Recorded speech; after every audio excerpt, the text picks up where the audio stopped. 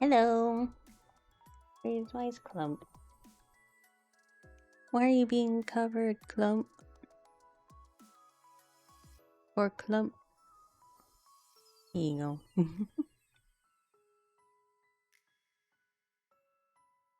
Hello. Hi, Pedro. Hi, Sabujo, who was the first Solzi. Hello, Nikolaj. Good morning, everybody. It's Friday morning. How are you doing on this Friday morning?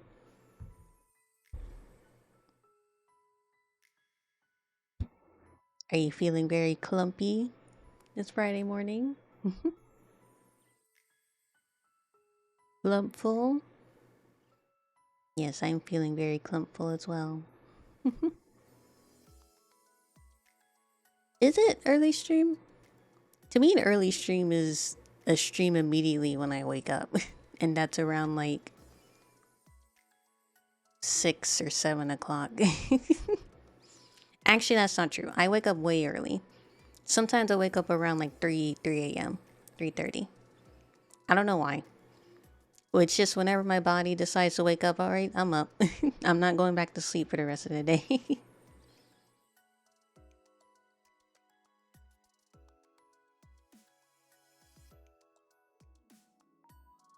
Getting your ass kicked at a... Oh, Magic? Magic the Gathering event? We'll join when finished. Good luck, Nicolaj. It is just Twitch. It's just us Twitch folk today. Because we're going to do one quick reaction before we get into gaming today. The CJ uploaded yesterday. It was around when I was streaming, I think. So we're gonna watch CJ's newest upload today. And then we'll get into gaming after. And that's the plan. A quick reaction, but mostly gaming today.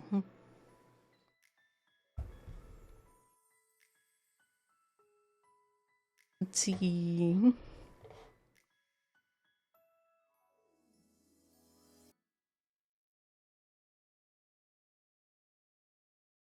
Oh, Coco's with us today. So if she says hi, make sure you say hi back.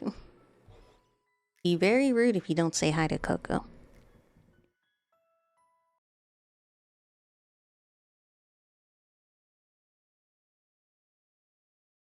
Clump. Stream says hi, Coco.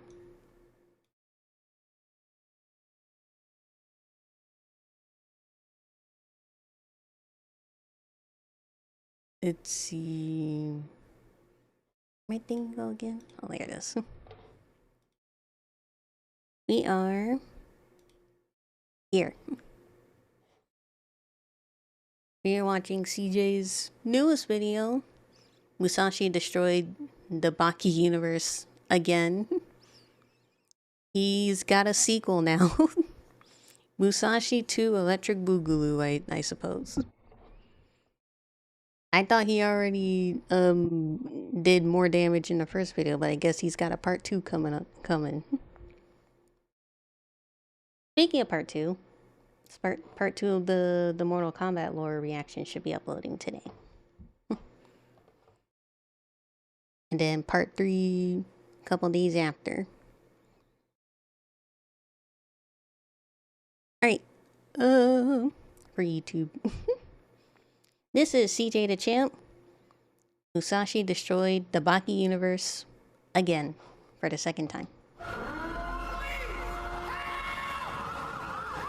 Musashi disappeared into the shadows and started hunting down every single SWAT team member, just like how Roberta was hunting down those special forces in Black Lagoon. These two officers were talking about a plan. And the guy that Actually, I think CJ's Roberta video is probably my favorite video of his.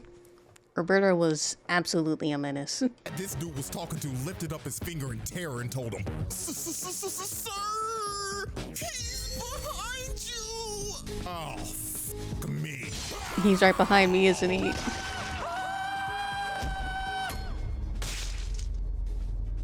All right, ladies and gentlemen. I know it's been a minute since we've done this, but welcome back to the Forbidden Files, the series where we go over the cases of some of the biggest threats to society in fiction. And today we will be taking the second look at the greatest Batman's on there? in real life history who technically got isekai'd into the Baki universe for shits and giggles. Miyamoto Musashi. Now I'm gonna let y'all know this before we even get started. This is one of the nastiest part 2s I've ever done. All I'ma say is that we went from having nasty as in nasty, the things that he does is crazy, or nasty as in he does some gross shit nasty? random street fights to becoming a national security threat to the entire country of Japan. 5-star wanted level and everything. Bro had to go. So without further ado, case 1.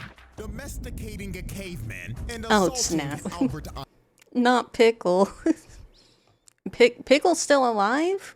I'll be honest, it's been a while since I binged Baki, so I'm not completely caught up in where the anime is right now. I'm surprised Pickle is still out and about in this universe.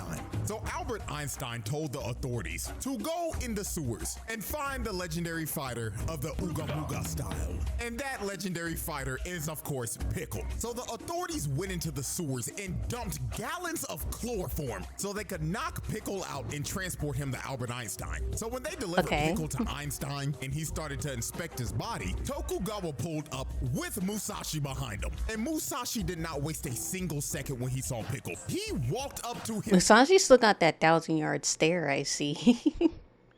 Somebody get him some eye drops. Immediately, it's gonna dry his eyes out. His hand up and slapped the shit out of him.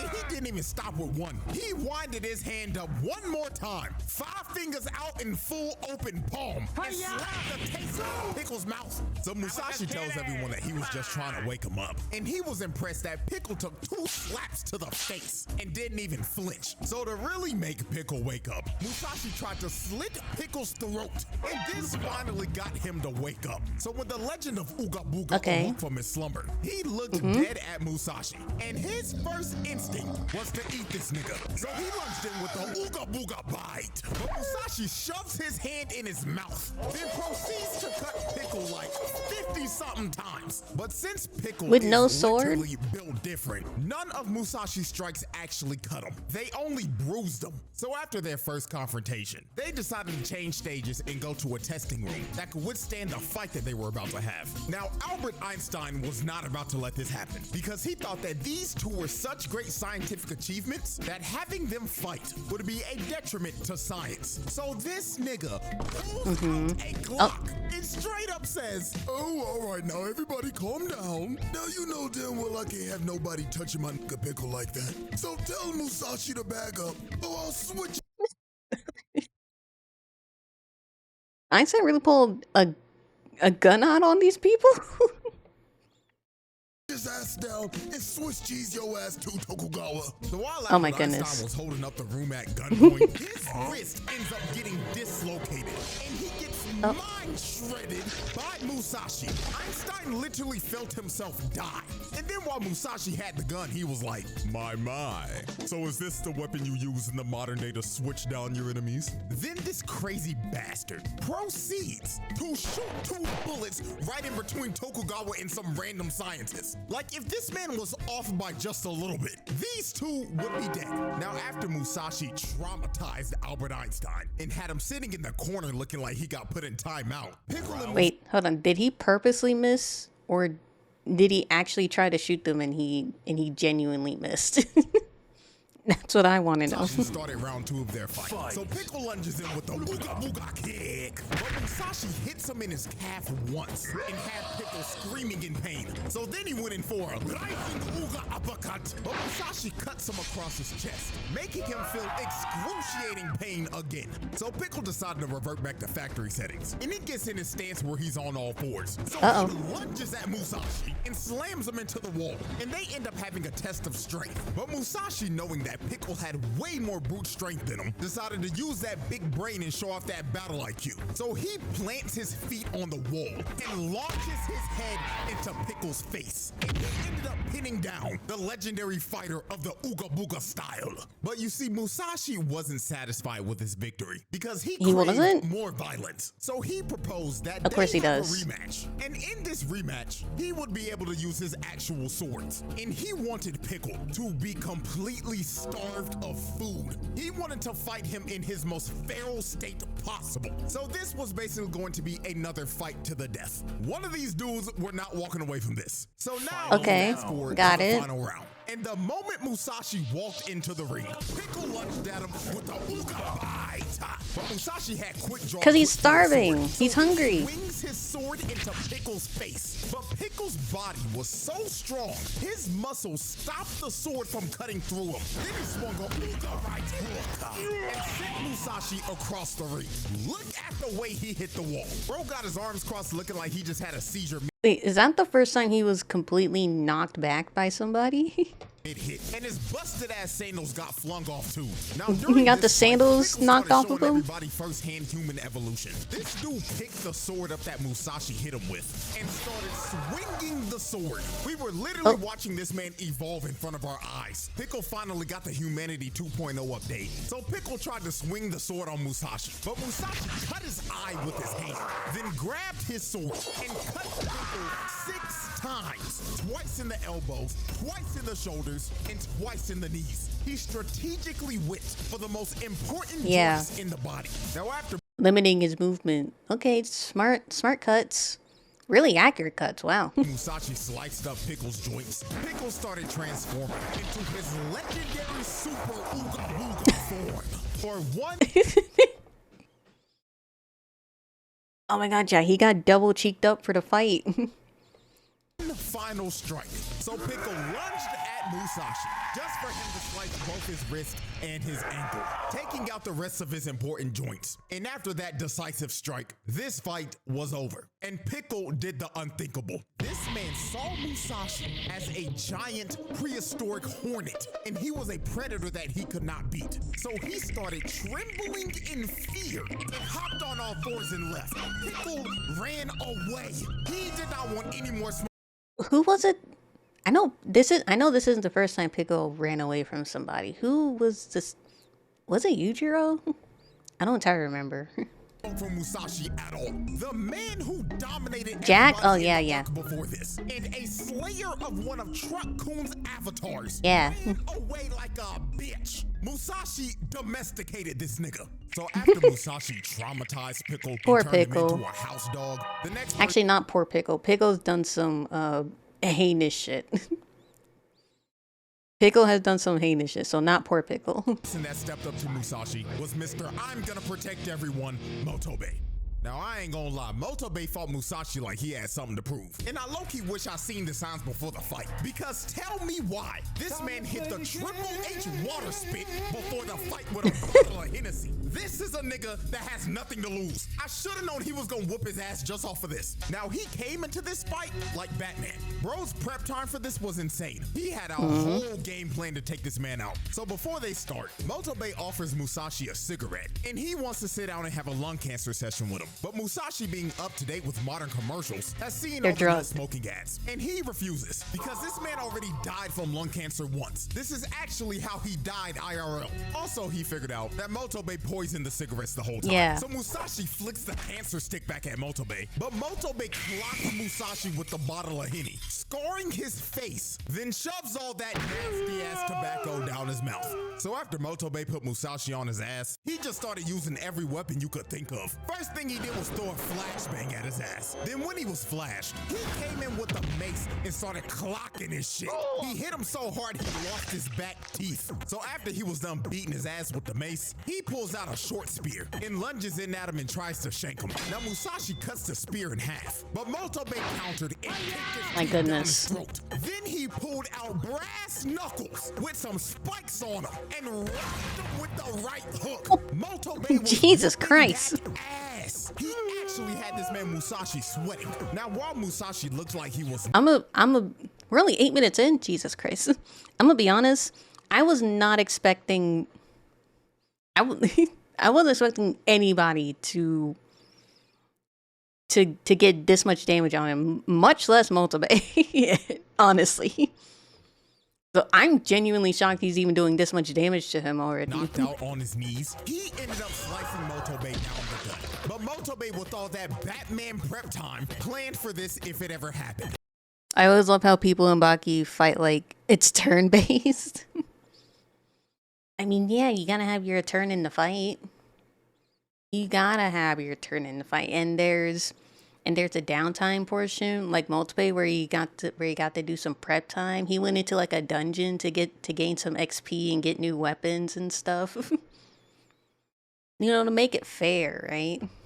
Because under his clothes, he had a whole set of chainmailed armor. So even though Musashi still cut through it, it weakened the blow. So since Motobe's whole torso was wrapped in armor, Musashi tried to go for the weakest parts of the body. So he sliced Motobe's wrist and basically severed his hand from his arm. His hand was hanging on by one muscle fiber. Then he took his ankles. Then after his legs gave out, Musashi cut him right down the shoulder blade. But while Motobe was on critical health at 1 HP, Baki yelled, "Stop the fight." And this distracted Musashi. So Motobe took advantage of this and tackled Musashi. Then when he got Musashi on the ground, hold on, Baki was like, "Stop, stop, he's already dead." Stop.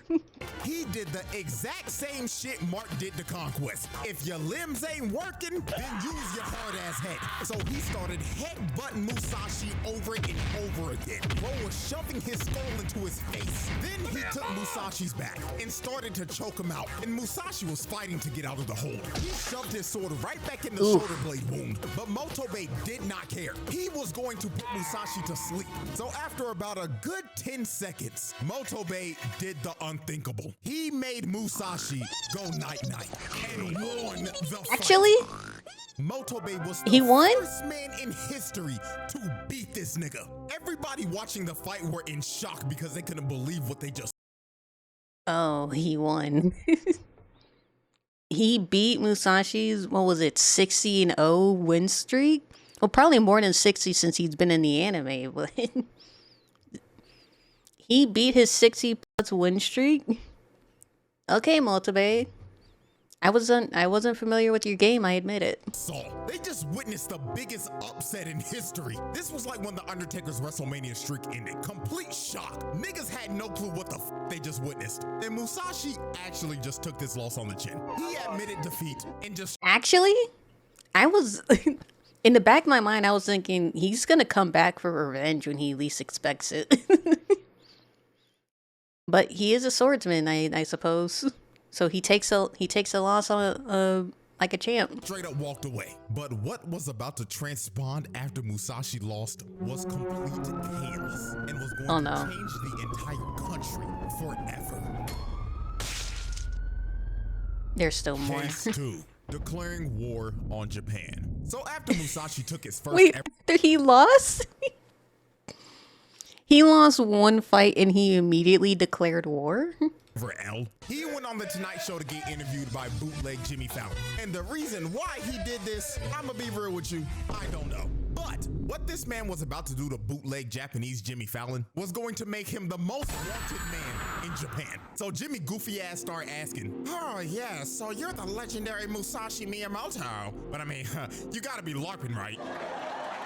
I mean, the cosplay looks great, my man. But we all know Musashi's been dead for like 400 years, so we all know you're not the real one, so you could drop the act. So after Jimmy told Musashi to quit LARPing, Musashi stood up out of his seat. And his invisible sword was visible to everybody. Even on the TV broadcast, you could see it. Then Musashi told Jimmy, "Excuse me, sir, but what is LARPing and what the hell is cosplay? Is this what you modern people call rage bait? Because I think I just took it." So Musashi, clearly taking this as disrespect, decided to show Jimmy that he was the real deal. So he sliced Jimmy right down the middle on live TV and knocked his ass out cold. Oh, I thought he killed him. I thought he committed murder live on stream, live in 4K. He did assault somebody though. I genuinely thought he killed him. For the entire world to see. So after he knocked out Jimmy Fallon live on his show, they put an arrest warrant out for Musashi because he technically assaulted a man live on TV. So the cops pulled up to Tokugawa's estate. Air sword. Okay, if your air sword can like knock out actual people, my mind, like, he could probably actually kill somebody with this imaginary sword, you know? That's where my brain goes. The limitations of Musashi's ability that we've seen so far. And surrounded him. Now the investigator came up to Musashi and told him, Mr. Miyamoto Musashi, you are under arrest for the assaultation of Jimmy Fallon. So after the investigator told him he was under arrest, Musashi just smirked at him and told him, okay, I'll come. That is, if you can take me or not. So he draws his sword and cuts their batons in half. Then he blitzes the investigator and crushes his eye. Then all the other cops tried to surround him, but they all got taken out with one hit. They didn't stand a chance at taking this man in. So after Musashi dropped 6 cops and crushed a investigator's eye, they officially put a 5-star wanted level on this man's head. They had the SWAT team and the JSDF on his ass. He was the most wanted man in Japan. And since he was wanted and thought he was at war, this is when Musashi became completely unhinged, because now he was done with knocking people out. Now if you approached him, he was gonna kill you. And the first example of this is when the investigator pulled back up to him. Now I don't know if bro had a big ass set of balls or if he was just stupid and lost brain cells when Musashi punched him earlier, because he really had the audacity. Yeah, hold on. Sir, detective, you got off easy just getting your eye crushed. And you approached the guy that has a 5-star wanted level by yourself with no armor, nothing to protect you with. Is it wrong to say that he was low-key asking for it? To approach this man alone. So he whips out his gun and tells him, all right, Mr. Musashi, you are surrounded and there's no way out of this one. We got 100 officers in riot gear ready to beat your ass. So, and where are they? Why aren't they with you? Why are you by yourself? And you pulled out a gun on him? It would be best for you if you would just come along quietly. So Musashi, seeing the investigator whip out a gun, signaled to him that he was trying to have a duel. So he told the investigator, okay then, let's see if you could shoot me on the count of 3. 1, 2, 3. What in the name of fuck? And when this man sheathed his sword, the investigator got split in half. It was a perfect cut. He evenly distributed his body into 2 serving sizes. And the cut was so clean, he also split the gun. So after he split the investigator in 2, he goes up on top of the bridge and is confronted by a 100-man riot squad. So the leader tells everybody to surround him. And he tells Musashi, never bring a knife to a gunfight. More accurately, don't bring a gun to a master swordsman fight. We know you could cut through almost everything, but we got something that your ass can't even cut. Boys, hose his ass down. Hi, Sento. Shoot a high-powered water hose at this man, but Musashi dodged and weaved the high-powered water. Then he jumped onto the truck and split the truck in 2. And after he split the truck in 2, the officers had no clue what the hell to do. They were terrified of bro. So the leader pulled... I mean, I'm speechless too right now. I have no commentary. I don't know what to say here. Out a taser and starts to tase Musashi. And this taser was 500,000 volts. And just for reference, a regular taser is only 50,000. So this... Okay, so in other words, they were actually just trying to kill him here. Wait, this guy's a human. How can he withstand 500,000 volts? Taser was lethal. You could literally see his skeleton. So Musashi ended up falling to the ground. And the captain continued to tase bro. He had a... Okay, sir. Are we sure this is Japan? Are we sure this isn't in America? Because look at that grin on his face. Are we sure that this actually isn't in America? On his face and he's down. Just looking at this, they might have to go back and look at bro's body cam history because I don't trust this nigga at all. It got to the point where the other officers had to stop him, so he finally let go of the trigger. And all of the policemen thought that Musashi was dead. But about 5 seconds later, when they were all surrounding him, they heard, well, shit. Y'all motherfuckers just tried to fry me like some chicken. And every officer pissed their pants simultaneously. They could not believe this man was alive. What is up with Baki and its need? It seems to be a need for their characters to either piss on themselves or piss on other characters. What is up with Baki and piss? So Musashi sprung up and threw the taser off of him. Then while the captain was still pissing his pants, Musashi swung his sword and decapitated the captain. I don't get it either.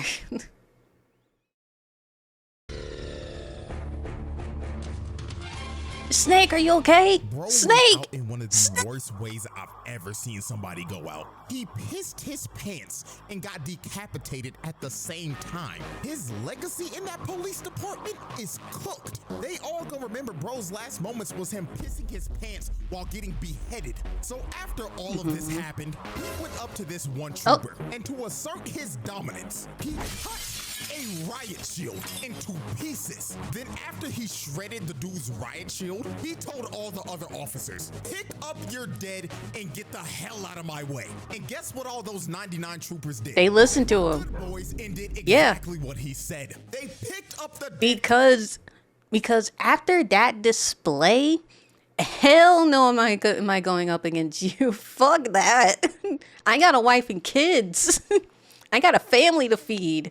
I got good money on this on this. I'm not dying today. Captain and got the hell out of bro's way. They just let him walk because they knew they couldn't do anything to stop him. So after they let Musashi go, the Prime Minister of Japan decided to deploy everything at this man and just lock down the whole city. Because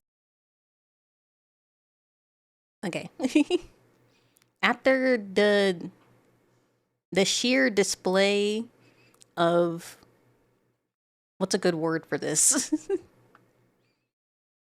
The sheer display of tomfoolery. That's too light of a word, but that's the only word I could come up with right now. The sheer display of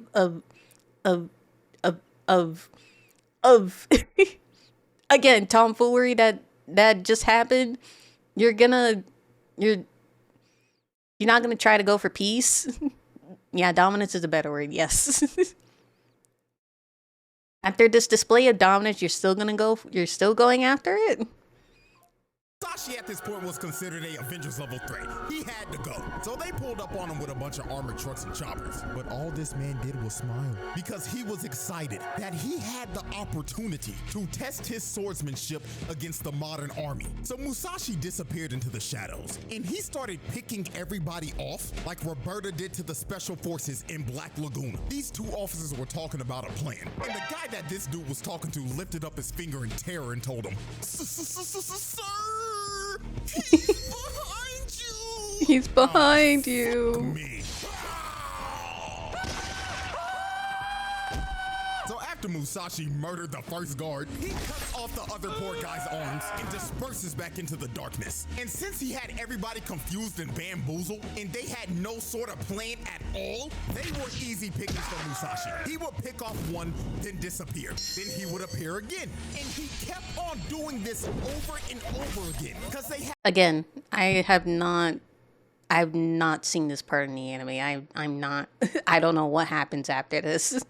I will be genuinely surprised and impressed if they manage to somehow stop this carnage. Had no coordination at all, and he was too fast. They couldn't see him. This ended up turning into a bloodbath. Body parts were everywhere because multiple SWAT team members. They need to add him to the Geneva Convention. They I don't know how many rules of the Geneva Convention there are, but rule whatever. The most recent rule, don't fuck with Musashi.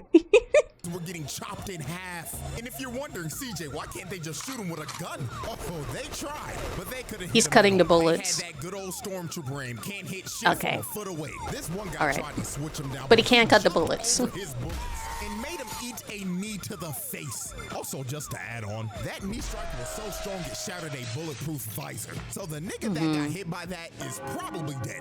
So this one guy tried to get the situation under control and told everybody to surround the cars that he was moving between. But out of nowhere, Musashi appears on top of the car and jumps down and slices the commander in half.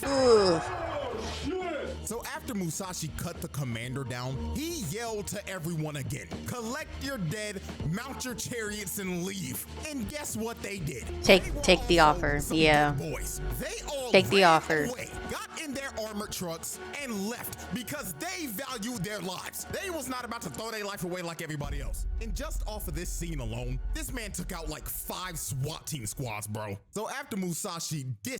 Okay. Are you how many? We're 19 minutes in. We still got like 8 minutes left. Are they still gonna try to go after him? I'm assuming the answer is yes with how much time we have left. Dismantled the police force. They came to the conclusion that their best option to stop Musashi was to rely on a 20-year-old that looks like he's 40. They begged Hanayama to fight. Hanayama's 20? I was under the impression that he was 40. I was under the impression that he was a grown-ass man. He can't even legally drink? Fight Musashi because they knew he was durable enough to take multiple sword swings. So Hanayama confronted Musashi in Shibuya. And since this is a Baki universe, you know every single NPC stopped what they were doing to watch this fight on the side of the street. So y'all want to die? Charged up his first punch and threw it right at Musashi's face. And look at this impact. He literally indented his whole fist into Musashi's face before sending him flying down the street. So after Hanayama laid out Musashi, he picked up his whole body with one hand and winded up another massive punch. So he swung at Musashi, but he blocked it with his blade. But even though a whole sword was in Hanayama's fist, he didn't give a damn. Wait a second. I like Hanayama, but what are they thinking that if a whole SWAT team and a whole army couldn't stop this guy? What makes them think a 20-year-old can fight this guy? Are they crazy? Another punch at Musashi's face with the sword in his fist and send him rolling down the street like a bowling ball. Then this man, being such a gentleman, decided to hold out his fist and say, "My fault, OG. I forgot to give you your sword back and shit." So he ripped the katana out of his fist and chucked it at Musashi. And Musashi caught it at point blank range. Now after this, Hanayama had an uppercut coming from hell, and Musashi dodged and proceeded to cut Hanayama's back a total of 5 different times. Now the tattoos killed anybody else, but obviously Hanayama's built like a tank, so he just turned around and said, "Damn, OG, that kinda stung a bit." So Hanayama wanted to have a test of strength with Musashi, so he grabs his hand and just starts to weigh him down immediately. Then he gripped Musashi's face and started crushing it with his gorilla grip ass hands. So it got to the point where Hanayama slammed him on the ground, and it looks like Musashi's eyes were about to pop out of his skull. But when Musashi was trying to gasp for air, he quickly drew his sword and sliced Hanayama straight down the gut. And this finally brought big body Hanayama down to his knees. So after Hanayama got hit with this strike, he had to take a whole time out to wrap his body back up. So while he was wrapping his bandages back up, Baki just spawned in out of nowhere and said, "Where the hell did Baki come from?"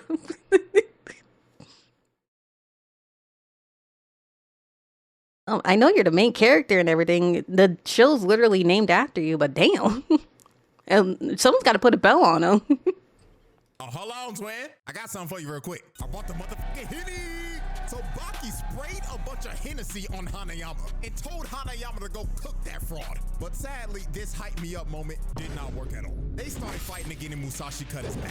Then he ended up slicing his face. Then he shoved his sword in his eye. Then spun his body back around. Then finished him off with one more slice to the back. So after he took all of these strikes, Hanayama sat down and he basically gave up because he knew he was cooked. There was no beating this man. So after Hanayama sat down, Musashi came. He's doing like his father appeared. He's nowhere to be seen here. Is he watching the fight? Did he just appear to dap up his friend and then immediately dip to like go fuck his girlfriend or something? Does he still have a girlfriend? Up behind him and tried to take his head. He wanted to really finish the fight for good. But Baki stopped him right before he was about to do it and said, "Hey, OG, you draw that sword on my twin, and I'ma have to kill your ass, OG, you heard?" So Baki challenges Musashi to one fight. Hold on, Baki's kind of... What happened to Baki? Wait, didn't you try fighting him last time and he absolutely bodied you? Final fight. And he was actually going to take this fight seriously and not get embarrassed like he did last time. So they have their final fight in the underground arena. And obviously, because this is the Baki universe, there was an entire live crowd of people that paid to watch this shit. Hell, even Biscuit flew from America to watch this fight. Now, obviously, he came alone because he can't take his wife with him. And if he even tried to bring her big ass on that flight is crashing down and it will be joining the likes of Malaysia Airlines. So Baki and Musashi score off for their final fight to the death. Now, the first thing Baki does is throw a kick at him, and the kick whiffed like crazy. All it did was catch one of his eyebrow hairs on his toe. So Baki tried to play it off like, "Damn, OG, if that land on your chin, you going night-night, twin." But then Musashi just smiled at him and told him, "Impressive, little nigga. But tell me, how do your ankles feel right now?" And the moment he said that, Baki fell on his ass, and he realizes Musashi broke his ankles. And while he was on the ground processing what just happened, Musashi shoves the bottom of his sandal in his face. Even though this was a fight to the death, this was a cheap shot of hell. Musashi oh my god. Dirty ass fighter, I cannot lie. So since Musashi was Jesus Christ. Baki was like, "Fine, I'll fight like a dirty son bitch too." So Musashi leaps towards Baki. But What was that? Blocking the speed force, disappeared for like a good second. And then when he reappeared, he punched him 3 times and punched him in the balls. Ooh. That dick punch that he threw damn near knocked bro out. This is probably the hardest bro has ever been hit in his life. Look at this nigga. He is huffing and puffing, and he is grabbing his balls thinking he lost them like Okaroon. So after Musashi recovered from getting his testes eviscerated, he was like, "All right, little bro, I gotta get you back somehow." So Baki went in for a swing, but Musashi cut him across the torso. Then he grabbed his arm and told him, "Let's see how you like your balls getting crushed." And knees Baki in the dick. I ain't gonna lie to y'all, when I first watched this, I low-key felt the pain of this shit through the screen. Like, look at this man Baki, bro. Dude. Bro is in pure pain. I don't have them, and I can kind of feel the pain. Oh my goodness. I ain't gonna lie, Baki fans, y'all might not have to worry about a Baki next generations, cause this nigga not having no kids, the Hama bloodline ends here. So while Baki was walking around holding his shattered jewels, Musashi walked up behind him and sliced him down his back, which made Baki feel his entire upper body getting cut off. Then he shoulder tackled him and sent Baki flying out the ring. So after Musashi hit Baki with a ring out, Baki recovered and tossed Musashi's sword to him, and Baki picked up the other one. So when he had Musashi's other sword, Baki started talking shit, saying he was gonna copy his techniques and slaughter Musashi. And Wait, okay. I know Baki do be low-key copying techniques like Goku, but I don't think you're gonna match against a legendary swordsman that's over 400 years old, Baki. You're not that clean. He was doing this so he could get Musashi to act arrogant and make a mistake. So he threw Musashi's second sword at him. And Musashi, being an arrogant bastard and wanting to farm more aura points, catches the sword with his bare hand.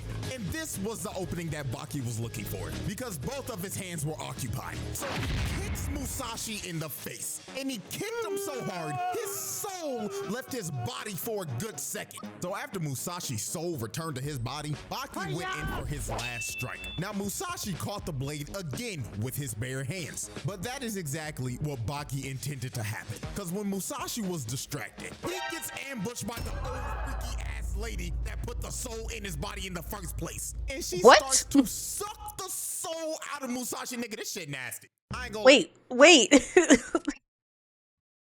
a second. Who?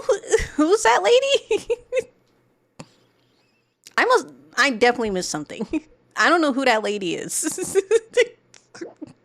Is she like an actual real person that just spontaneously came into the fight? Or is this like a... What? I don't know what's happening anymore. Usually I can keep up with Baki pretty well, but I'm genuinely flabbergasted. I don't know what's going on. Who's that lady? I'm getting nauseous just looking at this shit on my screen. So after the freaky ass old lady sucked the soul out of his body, she started doing her voodoo shit like... Oh, she's the lady that resurrected him in the first place? That put his soul into that random guy's body. That's her?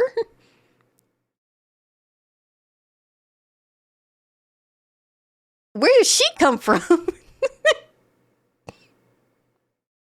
Was she just in the crowd waiting for her moment to what? And she releases Musashi's soul, finally putting it into the terror that she brought into this world. That's how this ends? It started with the lady putting the soul in his body, and it ends with her kissing him, sucking the soul out of his body, doing some humming shit, and then spitting out his soul to the heavens to end this. That's how the Musashi arc ends. Freaky voodoo shit. And they put Musashi's body in cryostasis. Now you're probably wondering, why are they not burning this nigga? Why are they not burying him? Because these dumbass scientists in Tokugawa's bald ass decided to preserve his body for the name of science. Now cool, this is a great science experiment. Wait. Preserve his body for the name of science, even though there's no soul in it, so they're holding on to a corpse? For what? For something in the future? In case they need a master swordsman to win a war or something?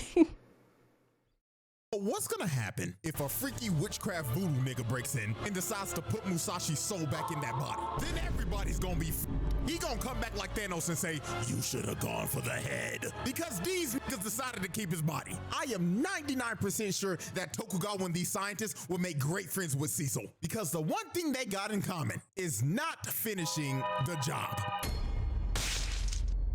I can't believe that's how that ends. That is the end of the Musashi Files. Unless they bring this man back with more voodoo magic. And if they do, then God help everybody in that universe. That whole police department need to pray, Albert Einstein need to pray, and Jimmy Fallon ass, because if he interview him again with all that rage bait, that might be the last interview he ever does. Their best bet is probably offering up the entire economy up to Yujiro and telling them, here nigga, damn, here's everybody's tax dollars, now please save us. Because he the only chance they got. But with that being said, this case is closed. And I will see y'all again soon for some more Forbidden Files. That's actually really crazy. Oh yeah, he is working on the X-Men one.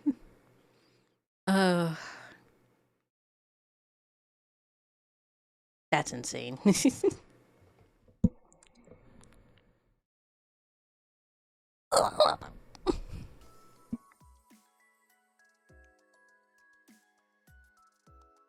Alright, that's the reaction for today. Before we get into gaming, it is around the time where the dogs eat, so I'm gonna go feed the doggies, and then we're gonna get into gaming afterward.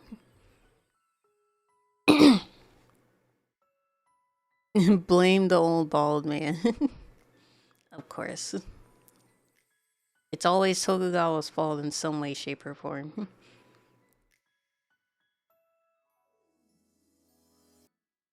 Alright, I will be right back. The dogs are going to get fed. Those are nice. And they're in season right now. I hope you'll be growing some on your farm. You can view the map in your journal. You can view the map in your journal. It should give you a good idea where people are. Isn't that helpful? And each time you meet someone, it'll update. Alline's also cute and has pink hair. She does. I like all the character designs so far, especially. I have been intrigued with this game, but I was holding off on playing it until 1.0 came out, which it came out today. And so far, I'm really liking it. I can think of this as the first step on our path to restoring the town. Isn't this exciting? Come talk to me when you're done meeting everyone.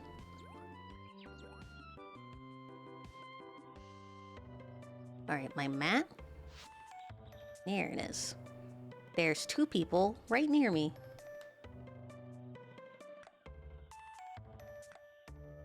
Oh, that's my farm. Sweetwater Farm. The Narrows? Oh, I see how the map's working. Okay, I got it. So we already met Hayden. We met Island, who's that right there, I'm assuming. Then there's 2 other people in the Narrows with him.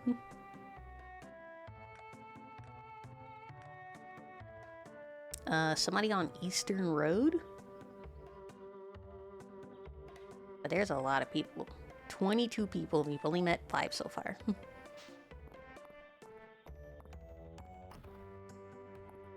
Excuse me. Oh, it's a general store.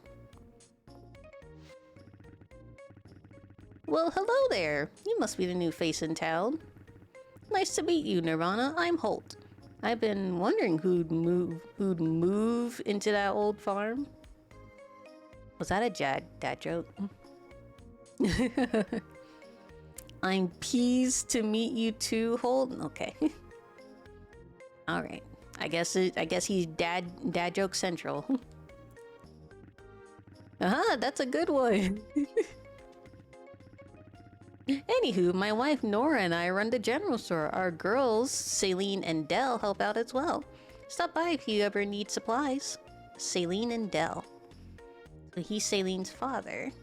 Can I come back here? Hello? Anybody here? Oh. Is that a skull?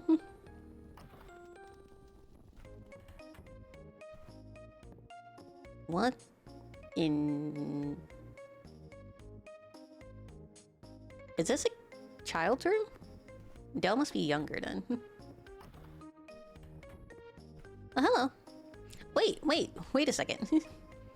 Wait, is this the mom? Ah, you must be Nirvana. Welcome to Mystria. I'm Nora. I run the general store in town with my husband and our daughters. Ah, daughter. Dell's also a girl. I'm also head of the Chamber of Commerce and the Saturday Market.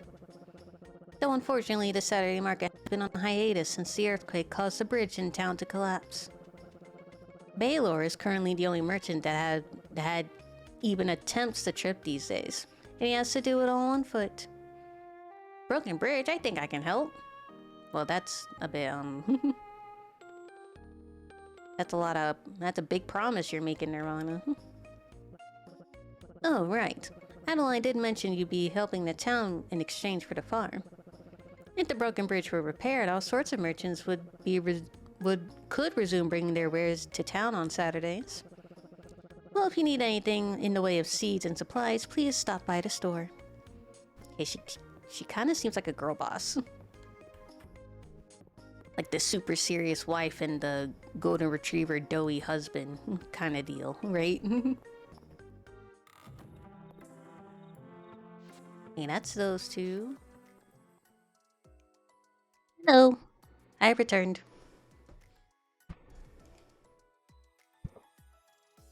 The dogs are eating. Let's see.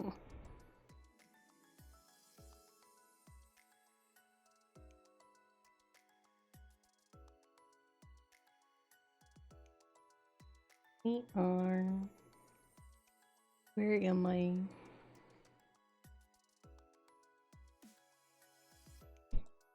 We are on gaming.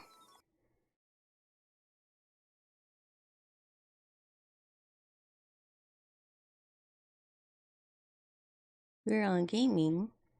And... Oh, let me change the title. Now that we're gaming.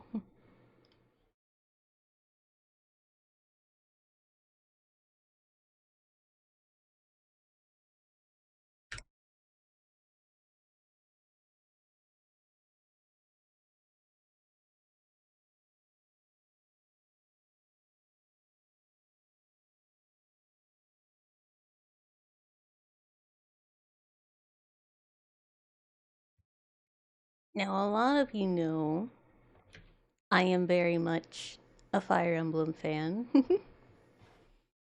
The newest Fire Emblem game, Fortune's Weave, is coming out next month.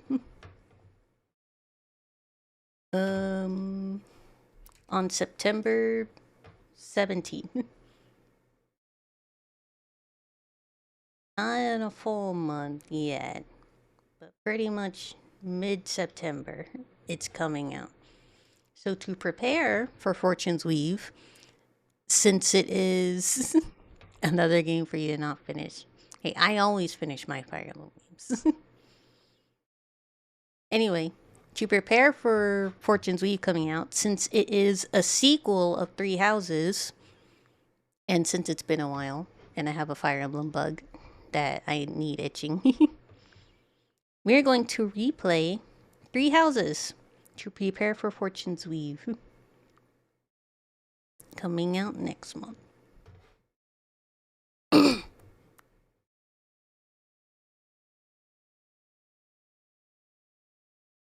6 more years of Three Houses discourse. Yes, very much. For all the Three Houses games, I played Three Houses and I played Three Hopes. Neither of them I streamed because I wasn't streaming at the time when they came out. Well, probably Three Hopes came out while I was streaming, but I don't think I ever streamed it.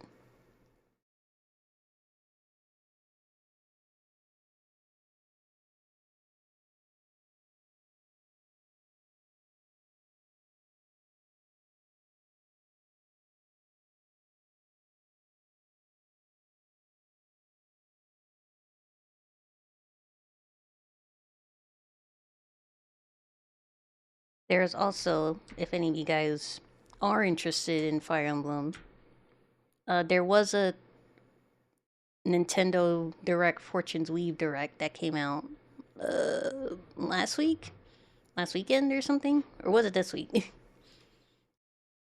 I think it was this week actually. There was a Nintendo Direct for Fortune's Weave that came out recently.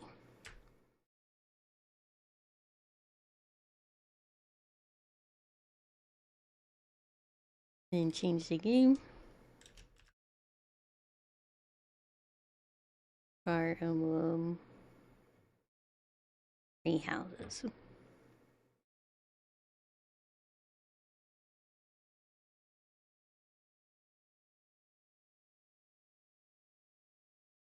It has been quite a while. And I've been wanting to replay Three Houses anyway. So now's a good time with Fortune's Weave coming out this month. Or not this month, next month. September 17th. It's coming out.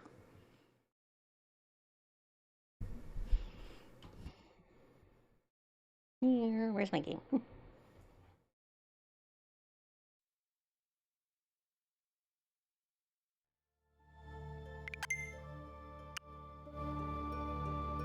Where's my game? Where's my audio? I can't hear anything.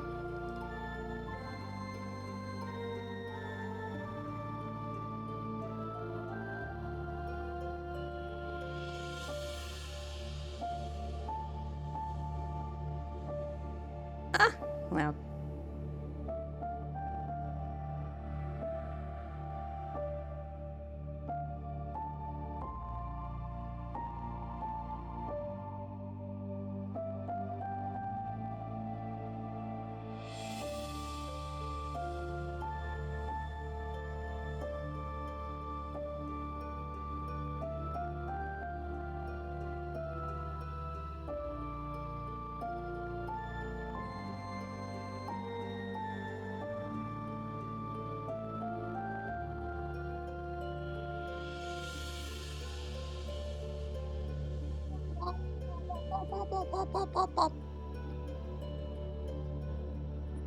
Alright, in my replay, we're going to go through all of the routes. We're going to go through the Black Eagle, Blue Lions, Golden Deer, and the Church route. That's 4 routes. I think 5 maybe with the Cindered Shadows, though I think the Cindered Shadows is More of like a side thing rather than a full route. If I remember right. But we are revisiting all of the routes. The first route that we're gonna do is my favorite route. And the route I have always pledged my allegiance to from the beginning since the game came out. We're starting with the Blue Lions because Dimitri is my baby and I love Dimitri and I'll always love Dimitri.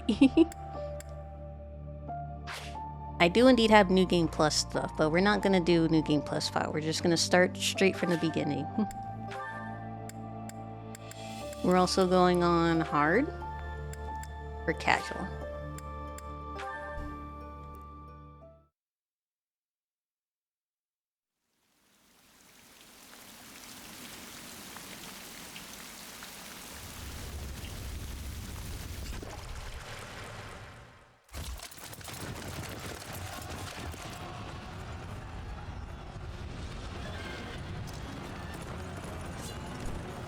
I might need to move Clump out the way.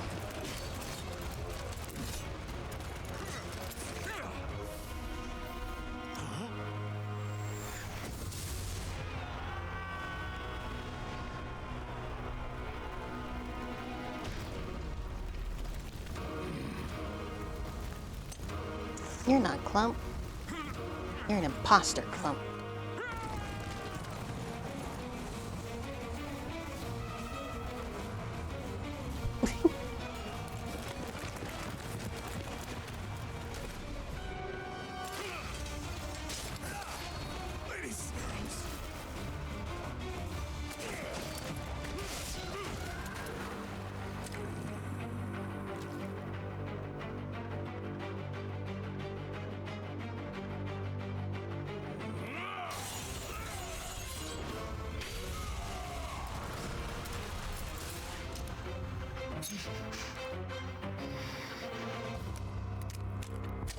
Oh, there you go.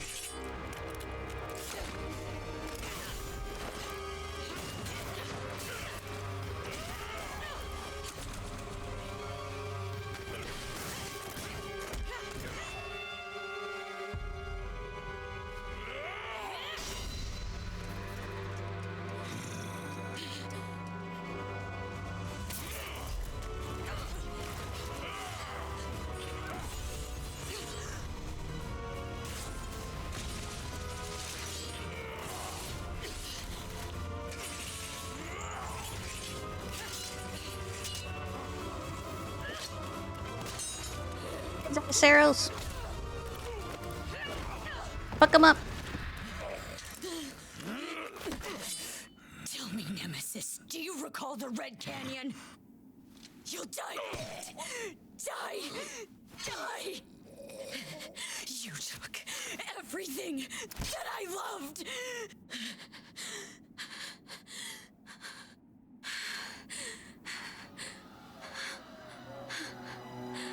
No, it's a war, but jeez.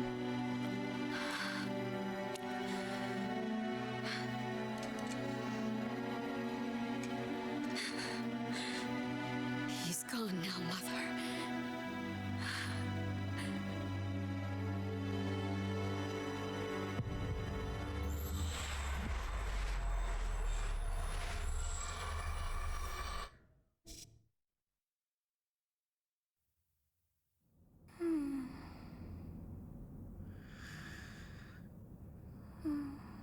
It's a child.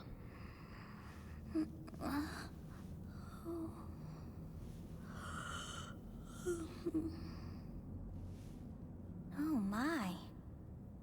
What could have brought you here?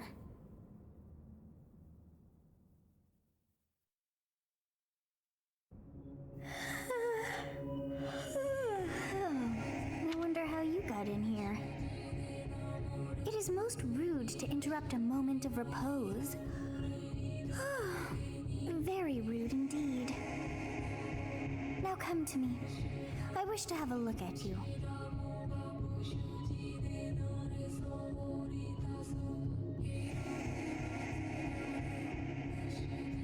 We are... One sec.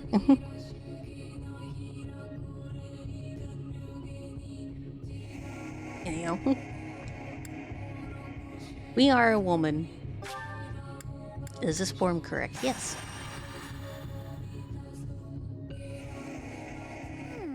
I have not seen the likes of you before. Who are you anyway? I am a mortal. We. Then you must have a name of sorts. Yeah, we. Go on.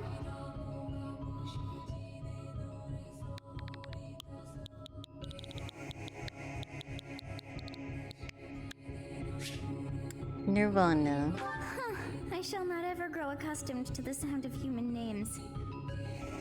You must possess a day of birth as well. Beneath which moon and on what day were you born to this world? Are you already trying to dox me, girl?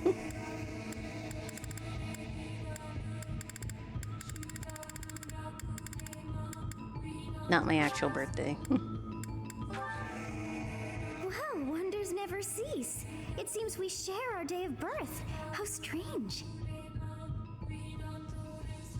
It all feels so familiar. I think it may be time for yet another nap.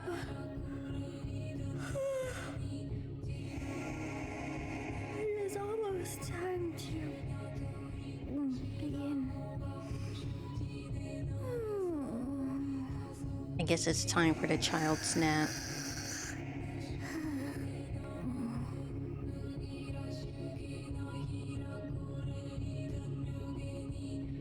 Good night.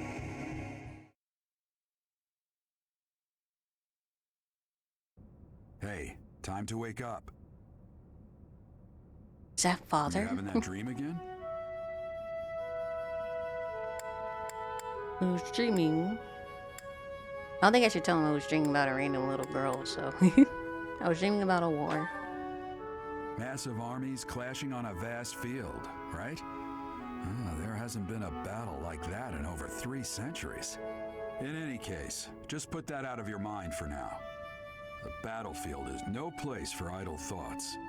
Risking your life is part of the job for mercenaries like us. Letting your mind wander is a sure way to get yourself killed. Okay, time to get moving. Our next job is in the kingdom.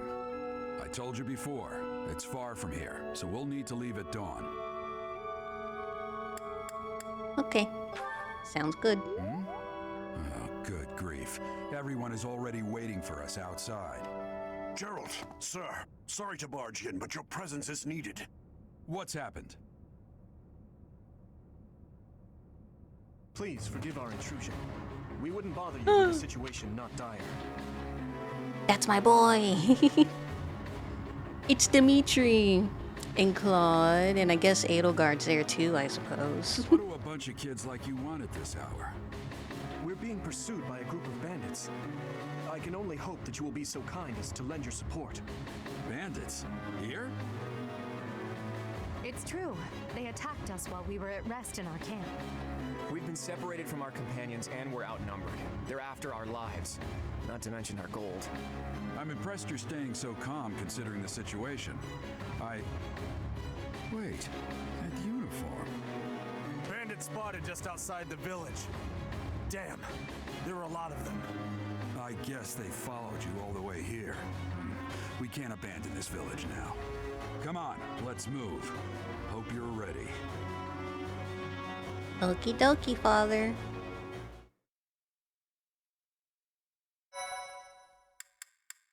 Don't mind all these. That's fine.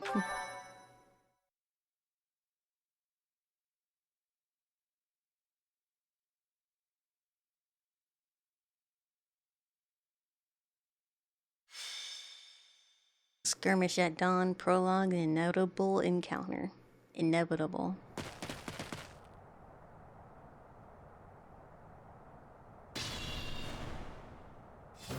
Let's take care of those thieves before they overrun the village.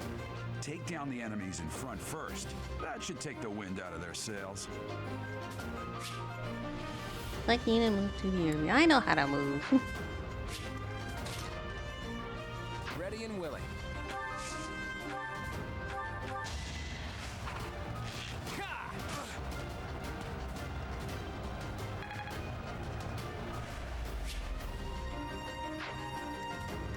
cut through.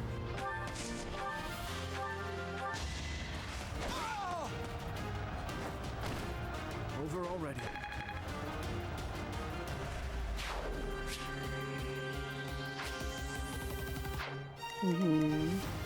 I will prevail. Stay focused. You have a strange aura about you. You say... Thank you.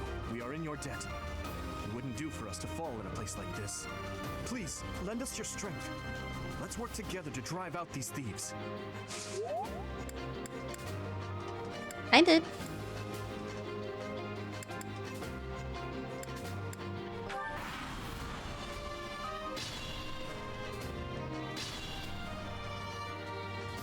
We'll advance while protecting ourselves from the enemy. Take up position inside the forest.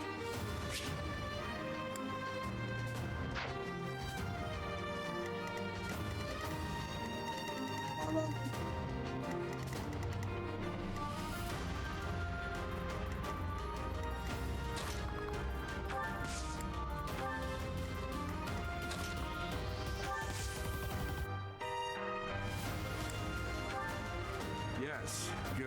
If we're in the forest, we can sustain their attacks without losing the advantage. We're doing all the way back there, Gerald.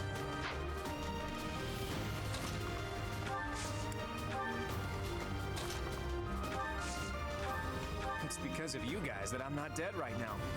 Thanks for that. I didn't expect to run into mercenaries like you in some remote village. The gods of fortune must be smiling on me.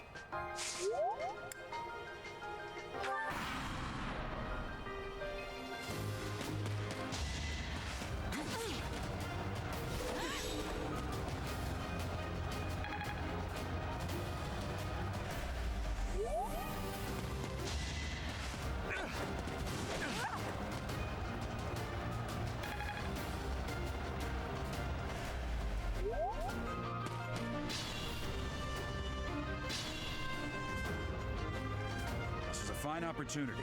Use the combat arts I taught you.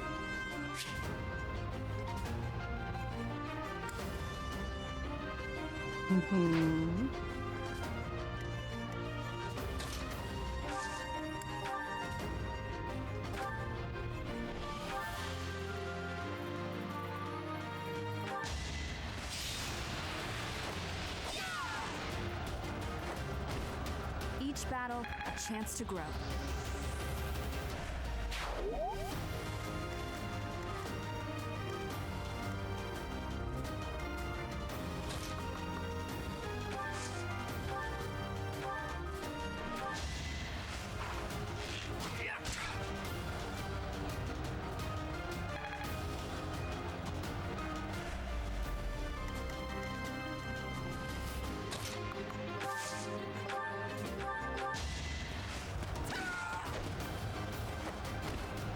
Witness my power.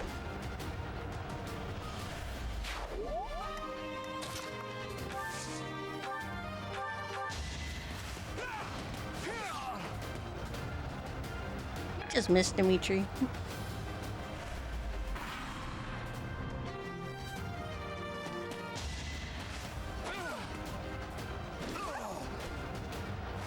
Oh, he's a thief. Okay, I'll let it slide.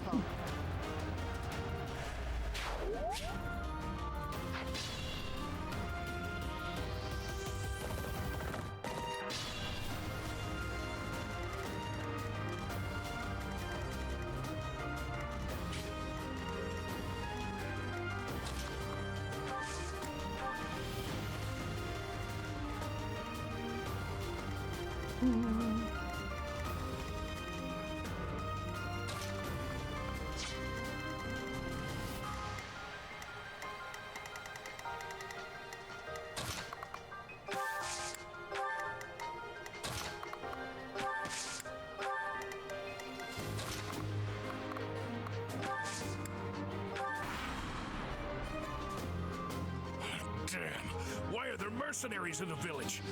Guess we'll have to deal with them too.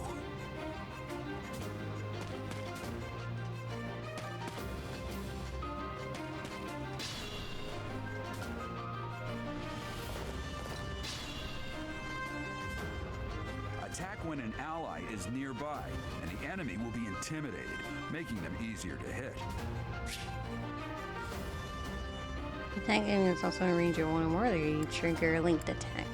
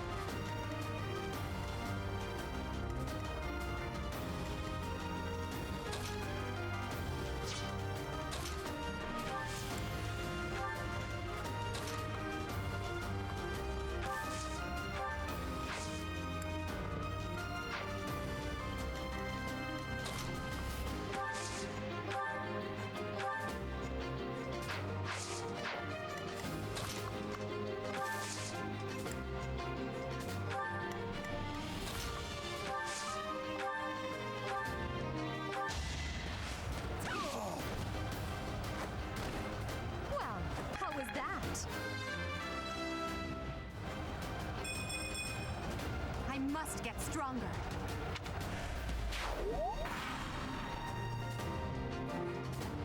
Hey! You with the blank stare!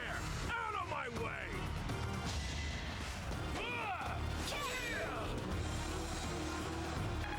You don't have to insult me. That's rude.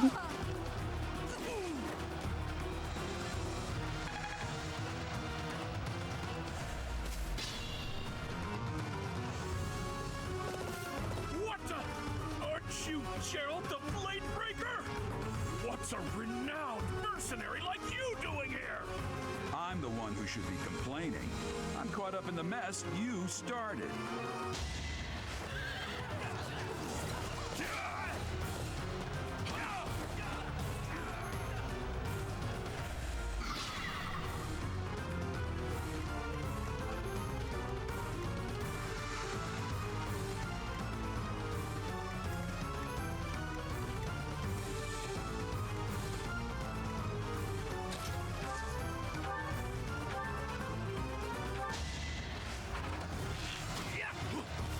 Oh, alright. That's fine, Claude. It's whatever.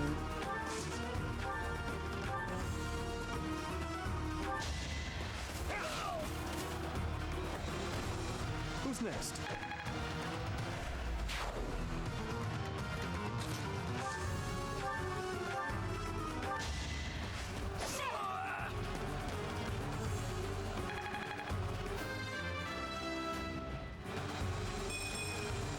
I'm not setting a very Only good two? Yeah, not really.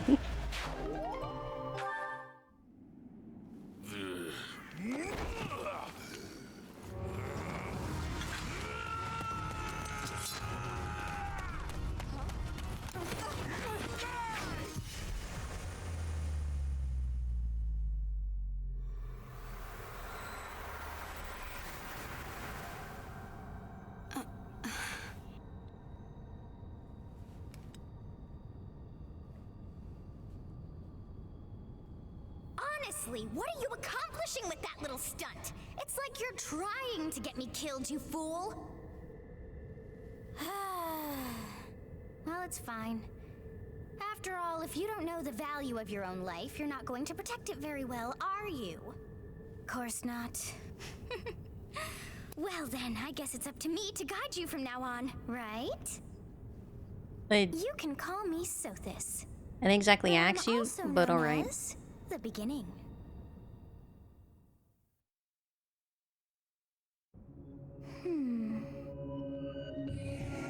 Sothis. Yes, that is it. My name is Sothis. And I am also called the beginning. But who once called me that?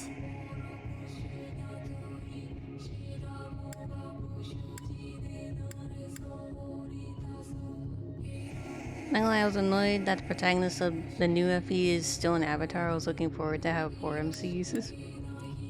It was kind of implied. because we've been seeing like the two white clad characters for the game cover, so I already assumed. Plus, Fire Emblem, well, not always. I think it only started having an avatar in Awakening, I think. So they do, I guess it's just gonna be a new thing that they're gonna have player characters. Hope this. I was not able to recall my name until just now. And just like that, it came to me. How odd. That look upon your face. Did you think me a child? A mere child who forgot her own name? But I didn't say that. That child just saved your life. And what does that make you? Less than a child? Correct. You understand. You threw yourself before an axe to save just one young girl. Yet all is well, as I have stalled the flow of time for now. You would have died had I not intervened. Hey, Robin's a good avatar.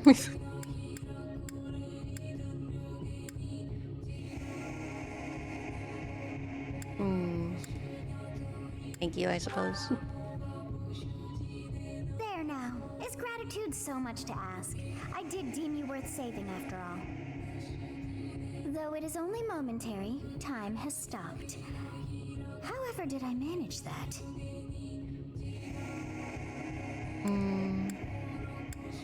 What will happen when time resumes? When time begins again, the axe will tear into your flesh and you will surely meet your end. How rude of you to drag me into this. Hey, I didn't ask you to save me. You did that yourself.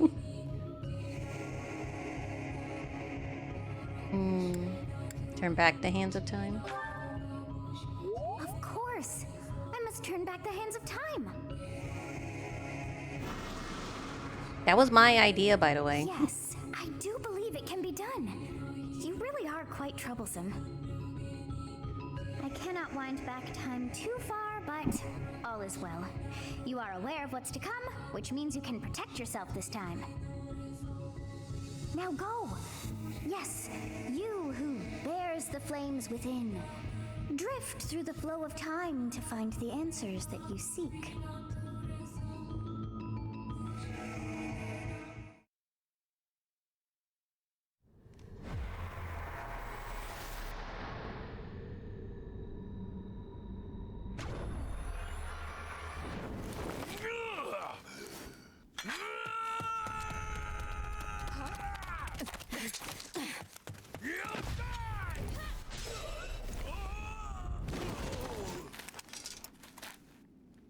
Hey, over here! Huh?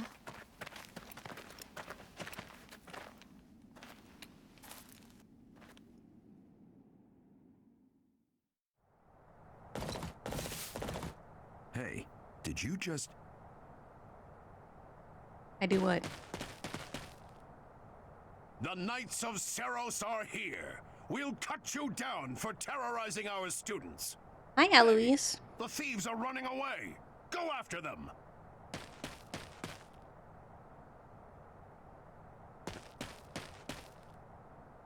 The students seem to be unharmed. And who's this? Why him?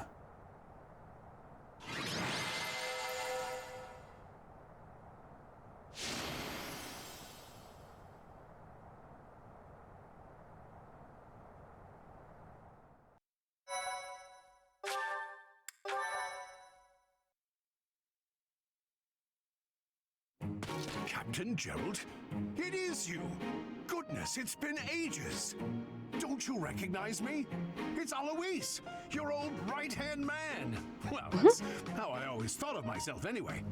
Oh, it must have been 20 years ago that you went missing without a trace. I always knew you were still alive. 20 You years? haven't changed a bit, Alois. Just as loud as ever. And drop that captain nonsense. I'm not your captain anymore. These days, I'm just a wandering mercenary. One who has work to do. Goodbye, old friend. Right. Goodbye, Captain. Wait, that isn't how this ends. I insist that you return to the monastery with me. He insists, Gerald. I suppose this was inevitable. And how about you, kid? Are you the captain's child? He's a stranger to me. I'm a bandit. Correct, I am his child. Is that so? Well, physical differences aside, your mannerisms do remind me of the captain. I'd love for you to see the monastery too. You will join me, won't you?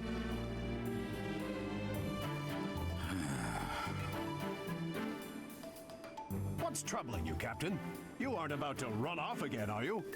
Even I wouldn't dare run from the Knights of Seiros.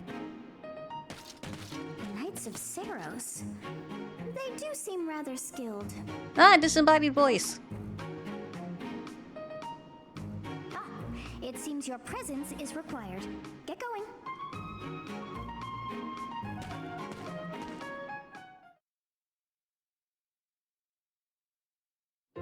I appreciate your help back there.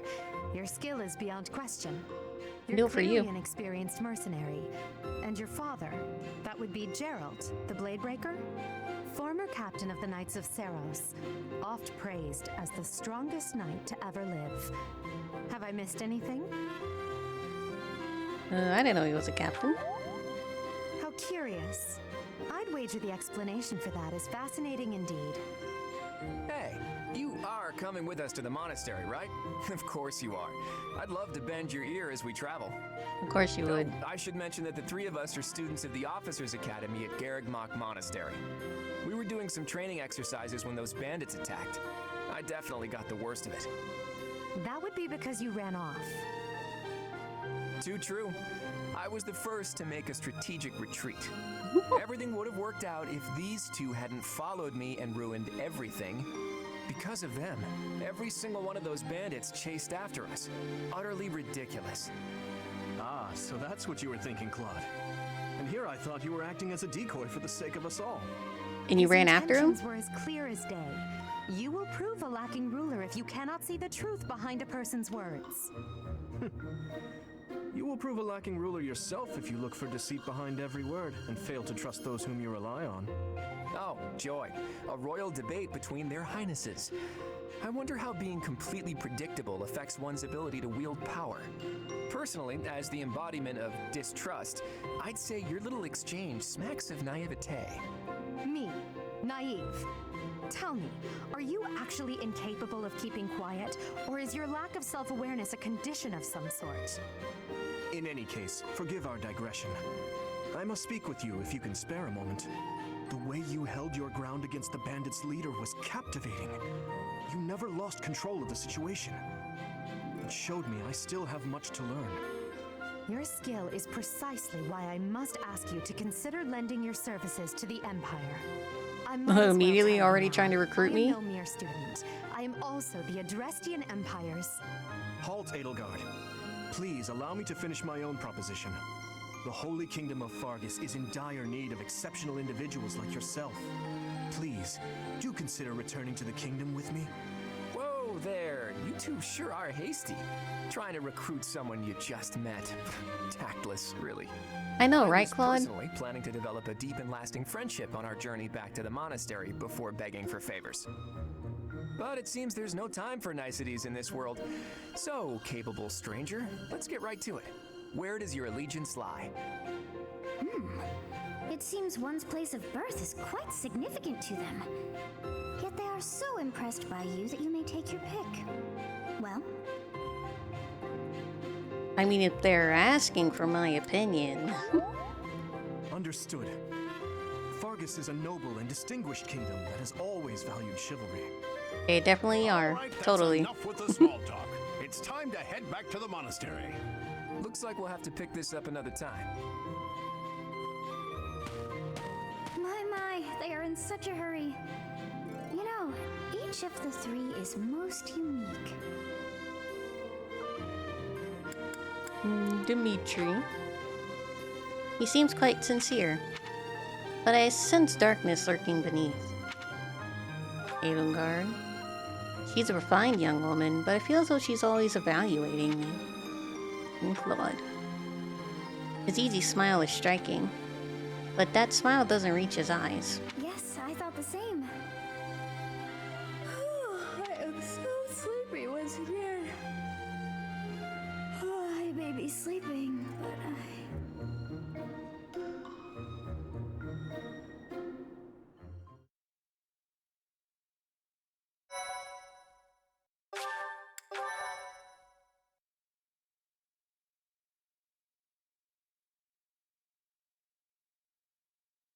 Part 1.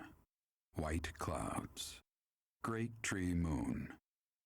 3 houses. I forgot there was a narrator. Oh, I almost got jump scared a little.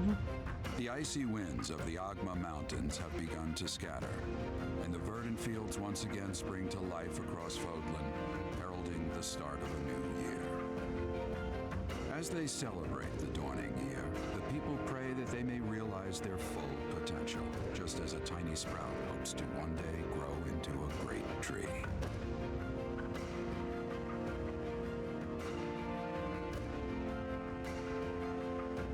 The continent of Fodlan, said to be protected by a revered goddess, has existed since time immemorial. 3 ruling powers now control the land. In the south lies a region long held by a more than 1,000-year-old dynasty, the Adrestian Empire. Beyond its borders, to the frigid north, is the home of the Holy Kingdom of Fargus, ruled by the royal family and its knights. To the east, a league of nobles that heeds no king nor emperor rules what is called the Leicester Alliance. Once consumed by a tempest of war and turmoil, Fodlan and these 3 mighty powers now exist in relative harmony. Relative harmony, you say?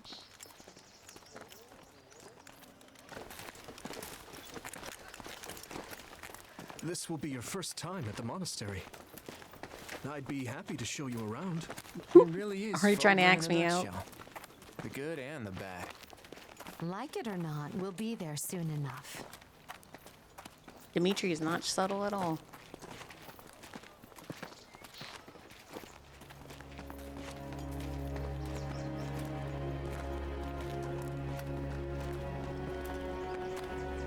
There it is. Garrick Mach Monastery.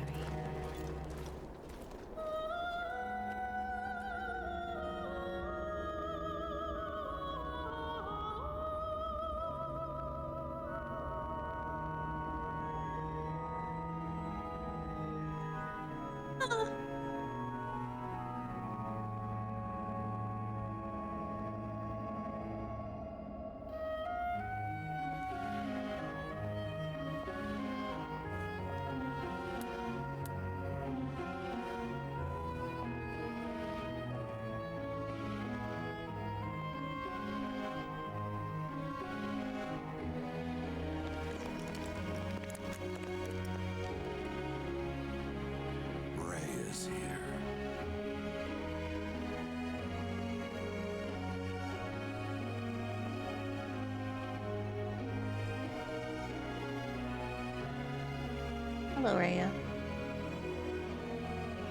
I wonder, did the flow of time bring you here?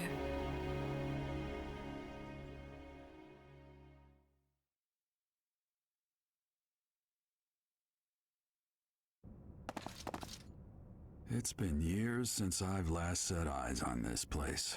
To be forced to see her now,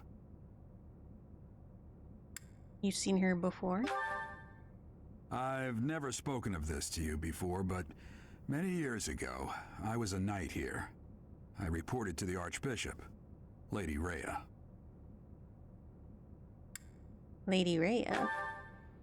As you know, the majority of folks in Fodlan are devout followers of the teachings of Seros.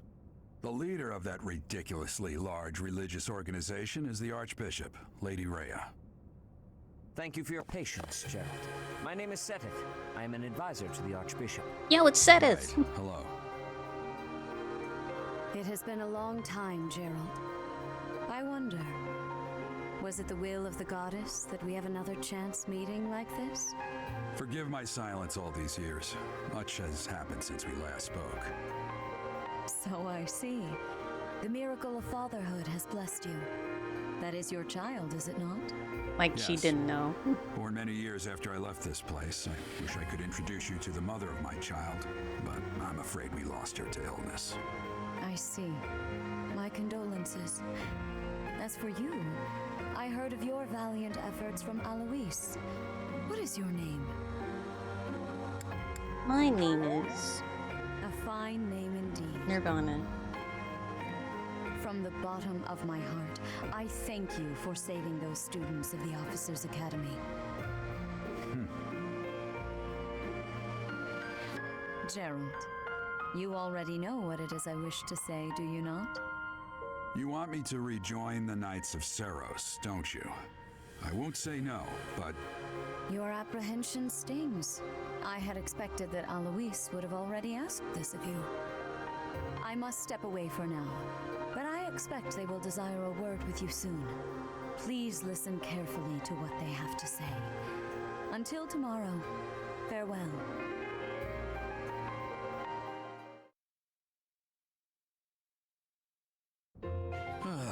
I can't believe it. Forced back into the Knights of Seiros.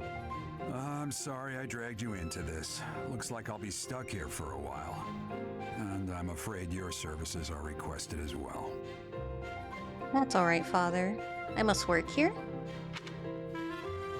As... as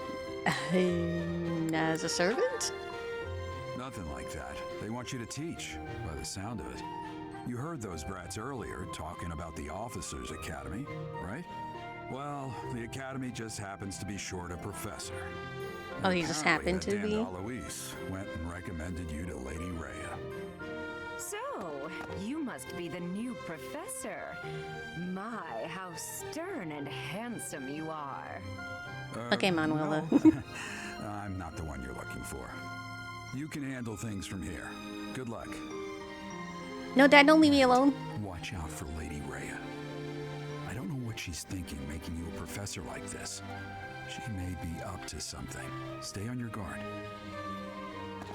Oh, don't leave. It's you then? So young. Competence and age are not necessarily correlated, as you well know. Hello, Hanneman. I am Hanneman, a Crest Scholar and Professor at the Officers' Academy. I wonder if you bear a crest of your own. When next you have a moment to spare, I insist that you pay me a visit so we can delve into the subject further. No thanks. I'm Manuela. I'm a professor, a physician, a songstress, and available. It's nice to meet you. Not interested. You're a songstress? Of course. Before I came here, I belonged to a renowned opera company. Perhaps you've heard of me? The Mittelfranc Opera Company's beautiful, peerless. Spare our colleague the needless chatter, Manuela. Now then, it seems you'll be taking charge of one of the Academy's 3 houses. I expect you haven't yet been briefed on the nature of each, have you? Do you really not know? Fine. I'll do you a favor and explain. Wait, you don't have to. I already... Officers' Academy is comprised of 3 houses of students, each of which is closely affiliated with its region of origin. The Black Eagle House is for students from the Adrestian Empire. Their house leader this year is Edelgard, the Imperial Princess, who is in line to be the next emperor. The Blue Lion House is for students from the Holy Kingdom of Fargus. Their house leader this year is Prince Dimitri. He is to be the next king of Fargus. Lastly, there is the Golden Deer House, which is for students of the Leicester Alliance. Their house leader is Claude, grandson to Duke Regan, the leader of the Alliance. To think that the next emperor, king, and sovereign duke are all here. It certainly is a promising year for the Academy. I'll say. I just hope none of those little treasures cause any trouble. Quite. For now, I suggest taking a stroll around the Academy to get your bearings, And when you've a moment, please stop by my research laboratory. I don't want you to examine me for a caress, Heinemann. And keep in mind that I've only notified the house leaders that you're our new professor. It's more fun that way. I suggest you try spending time with the students.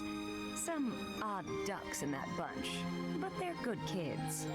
I'm sure Lady Rhea will have more information for you tomorrow, but that should get you going. Good luck. You'll need it. Of course. Have you no intention of changing your mind, Rhea? Appointing a stranger, a child no less, as a professor at our esteemed academy is... I have made my decision, Seteth. I know worrying comes naturally to you, but there is truly no need. That stranger is Gerald's flesh and blood, after all. I can't say that's all too comforting. How trustworthy is this Gerald character? Is he not the man who went missing after the Great Fire 21 years ago? I would remind you that Flayn is now here with us as well. I beg of you, please consider whether this is an unnecessary risk. Seteth, they have my trust. Let that be enough for you as well. More importantly, I have received a report from Shamir. I am increasingly concerned about a matter regarding our suspicious individual. We cannot ignore those who harbor ill will toward the church, especially if they are frequenting Garreg Mach. Yes, that matter is of great importance as well. I shall continue my investigation. Rhea, for now I will have faith that you are placing your trust with the utmost care. I pray that nothing occurs to shake that confidence.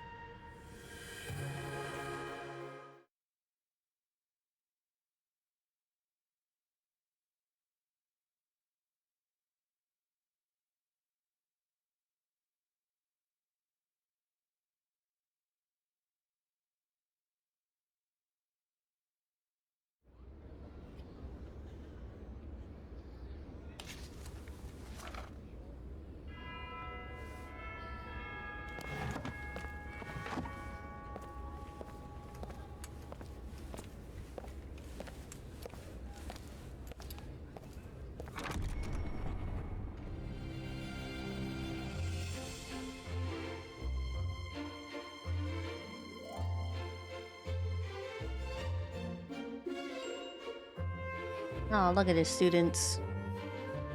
All carefree and innocent. Not expecting anything terrible to happen later.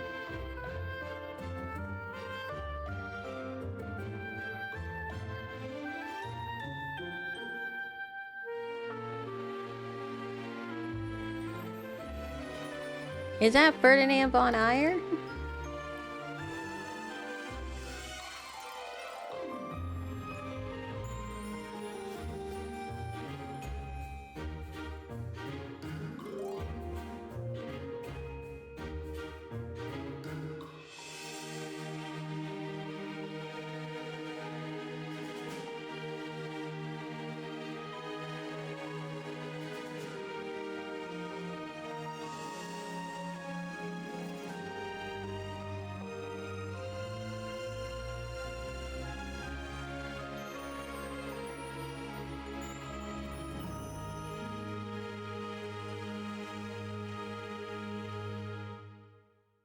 Hello, Seiros.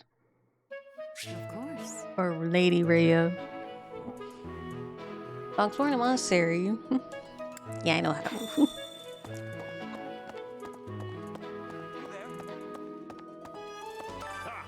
I imagine you were a bit surprised that I recommended you as a professor here.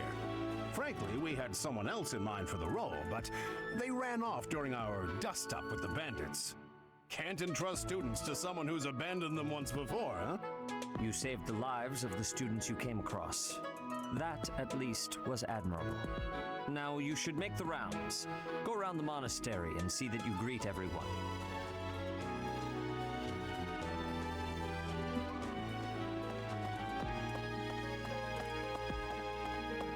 Oh, I can't leave yet. She's keeping me trapped in here. Of course. I assume you are already aware that you will be teaching here at the Officers' Academy, correct? To start, please speak with the 3 house leaders. You should also take a look around the academy and acquaint yourself with your new home. That is your first task here at the monastery. Please let me know if you accept it. Once you have finished, come and speak with me.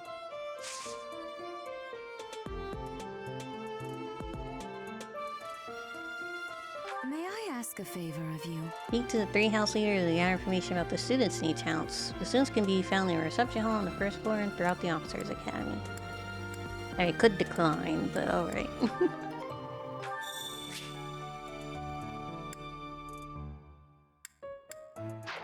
I got it. You there?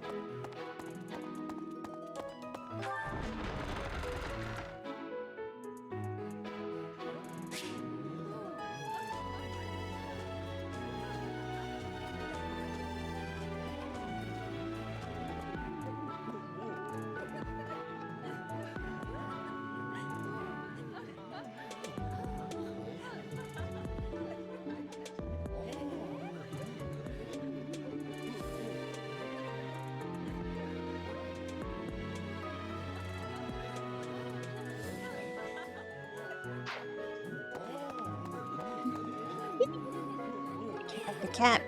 Ah, it's a 1 out of 10 game. Can't pet the cat. Hi.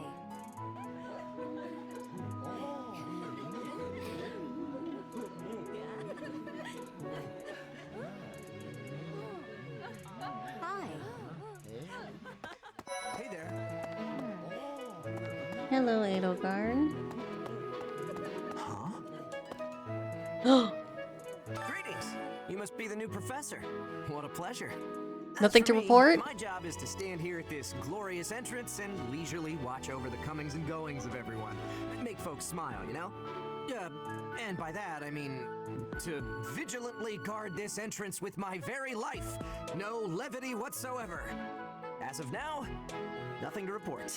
Nothing to report. Hi, gatekeeper.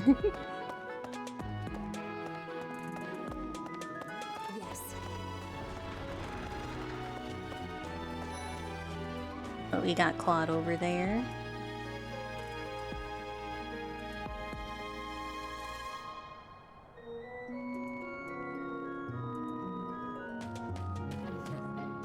What do you think?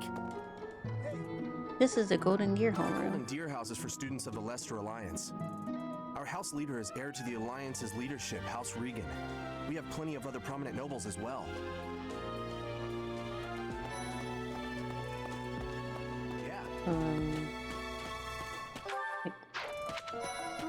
Right. Oh, there you go. Nice to meet you. Hello. Okay, Dimitri and Claude are there. Edelgard's inside. This is the classroom of the Black Eagle House, which is for students from the Adrestian Empire. Our house leader is Princess Edelgard. There are many other nobles among our ranks as well.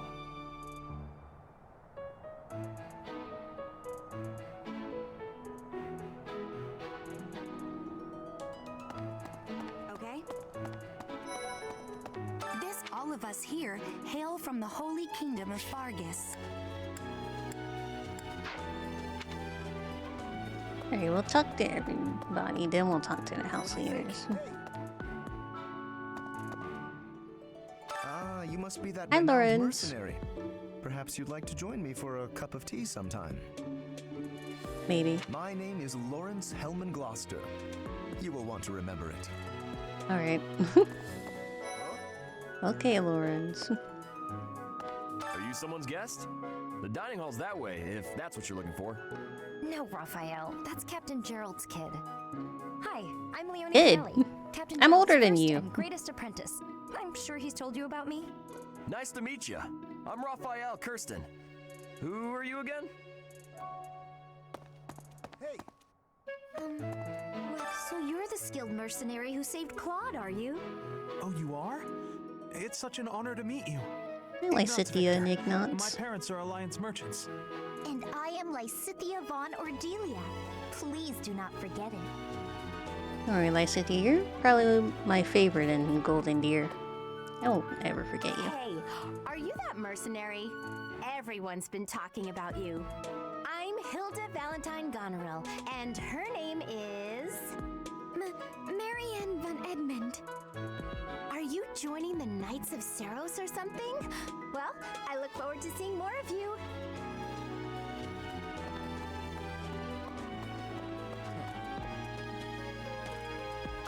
Well, scored a teaching gig here, did you?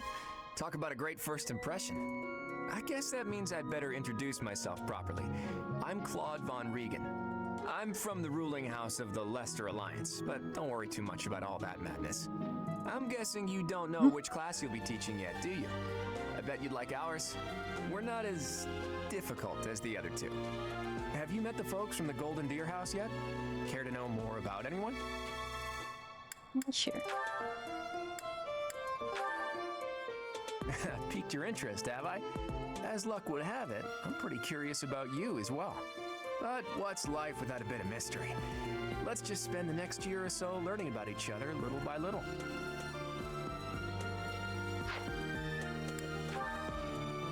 He's the heir of Gloucester territory. If you haven't already picked up on it, he's a bit arrogant and fancies himself a ladies' man. He is a little arrogant. Deep down, he's really devoted and honest. Though I wouldn't mind never hearing him talk about his noble obligations ever again.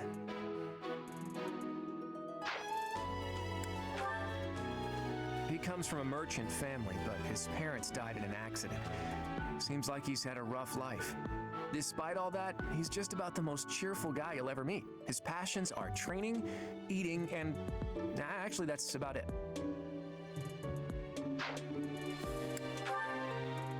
He's the second son of a merchant family. Since his brother will inherit the business, he's training to become a knight. If you ask me, it doesn't seem like he truly wants to be a knight. He's probably just doing it to please his parents.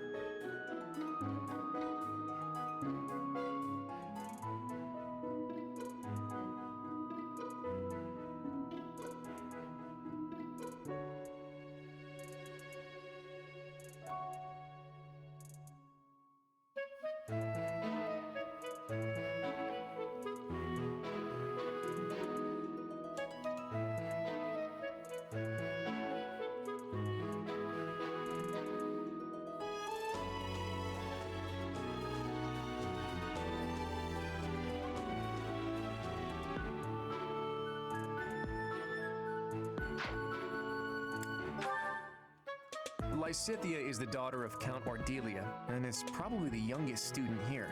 But watch out, she gets angry if you treat her like a child. As for me, I do it on purpose. You have to make your own fun in this place, you know?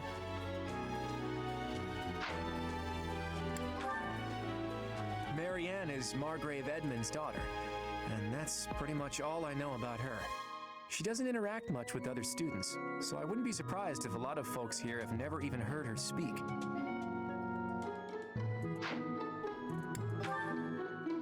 Hilda is the only daughter of Duke Goneril. It seems her father and brother coddle her quite a bit. If you look at lazy in the dictionary, her picture won't be there because she never got around to submitting it. Not too unusual for a noble, I guess. Gama asking how's streaming going. Well, we practically just started, so it's going pretty good so far. Leonie enrolled because she wants to be a mercenary. I think she said that her father is a hunter. She's pretty blunt and as stingy as they come. A habitual saver, too. I think she's hoping to repay her village for helping to send her here. Alright, that's all Golden Deer. We'll do Blue Lions last, so let's go talk to the Eagle's house. Right. Hey!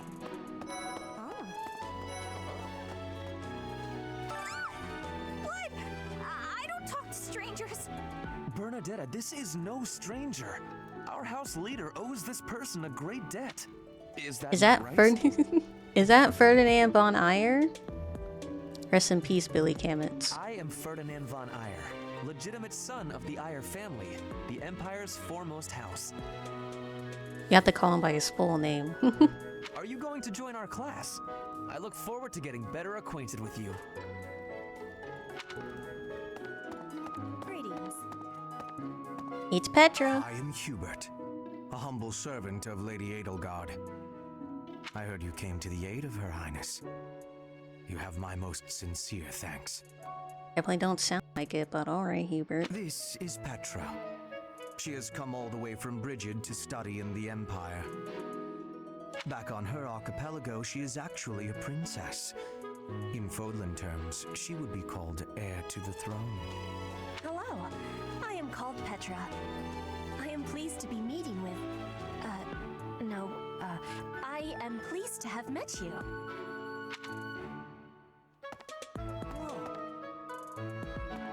Is it true Casper. that you saved Edelgard? That's incredible. And Linhardt, I think. The name's Caspar, by the way. Pleased to meet you. Caspar. Linhardt, goodbye. Oh, okay. Bye, Linhardt. Yeesh, Linhardt. How'd you get into the academy with those manners? So, are you a student here too? Maybe we'll be in the same class. Greetings. Oh. Well now, you don't Almost have a forgot familiar Dorothea. face. What brings you here? Oh, my name is Dorothea. Before I joined the academy, I was a member of an opera company in the Empire. You should hear me sing sometime. Thank you. Oh. Hey! Next.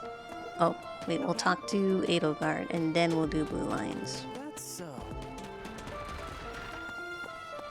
Edelgard, what are you doing so far away from your house? So, you've accepted a teaching position here. Pity. I was hoping you would lend your strength to the Empire. I never properly introduced myself, did I? My name is Edelgard von Hresvelg. I am the princess and heir apparent of the Adrestian Empire. I wonder if you'll be tasked with leading the Black Eagles. I hope you've had a chance to meet everyone. Would you like to know more about any of the Black Eagles? Sure. Me? Well, some think I'm a bit distant, arrogant even, but there's little to be done. One day I must rise to become Adrestia's next emperor. What else? Well, it seems to me that we may have similar personalities. Hubert is the heir of Marquis Vestra. He has served me since I was a child. You may think his blood runs a bit cold, but actually that's rather accurate. Still, if you can get past that, you'll see he's quite astute and reasonable. For Ferdinand some reason, von he thinks of Ayer? me as a bitter rival and is always trying to challenge me. It's terribly irritating. His house is that of Duke Ayer, which produces Adrestia's prime ministers. That family is, perhaps, too pleased with its own status. He's remarkably intelligent, but he only wishes to apply himself to tasks that particularly interest him, and nothing else. He's also fond of, well, napping. If he had any work ethic or sense of duty to speak of, I suppose he would be destined to become an official of the Empire. He's the second son of Count Bergliez. He has no inheritance in his future, which is perhaps why he's always so eager to prove himself. He's overly energetic and rushes headfirst into any battle. If he ends up in your care, be sure to keep a close eye on him. I'm not a babysitter. Come on. She's Count Varley's only daughter. I suppose you could say she's a bit eccentric, but she seems like a gentle soul. I believe she shut herself away in her quarters and doesn't care to leave, but don't worry, I'll make sure she finds her way to class. Few commoners have joined the Black Eagle House, but Dorothea is an exception. She's a songstress from a famous opera company in the Empire. I'm not entirely sure what brought her to the Officers' Academy. To the west of Fodlan is an archipelago called Brigid. Petra is the granddaughter of their king. Brigid is a vassal state of the Empire, which is how she came to be enrolled here. She's incredibly smart and studious. That's all you gotta say about her? Okay. Yes. Noticeably shorter than everybody else. Yeah. Last. The Blue Lions. Well, well, it must be my lucky day today. being approached by such a beauty. Alright, I'm Sylvain. Sylvain Jose Gautier. Feel free to say hi whenever you like. Whatever. Hi there. You must be the one everyone's talking about. I'm Ash. Great to meet you. This here is Dedue. He serves Prince Dimitri. I have heard that you rescued His Highness. Words cannot express my gratitude.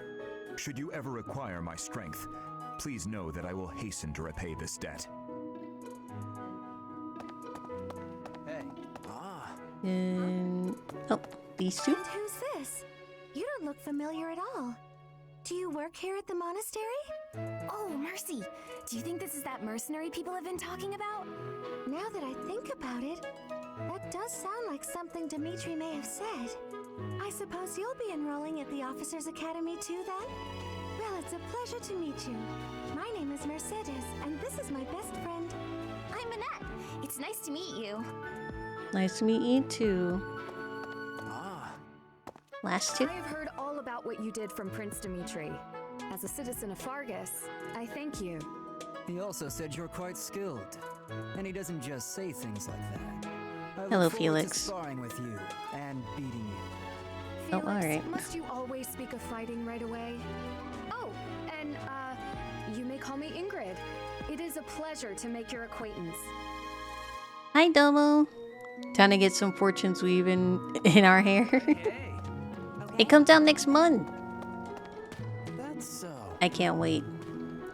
Wait, where did Dimitri go? There he is. You're the last one, Dimitri. Please accept my apologies for the other day. You came to our aid, yet I hadn't even the courtesy to properly introduce myself. I am Dimitri Alexandra Blaiddyd, Crown Prince of the Holy Kingdom of Faerghus. Of course, at the Academy, I am simply a student. And I've heard word that you are to become a professor here. I'd pay $100 for that game. I am kind of low-key tempted to buy like the art book and stuff for it. Because it looks so good. I watched the direct the other day when it came out. It's so good. I watched it twice, actually. First watch was the genuine reaction, then the second watch was the 2-hour micro-analyzing.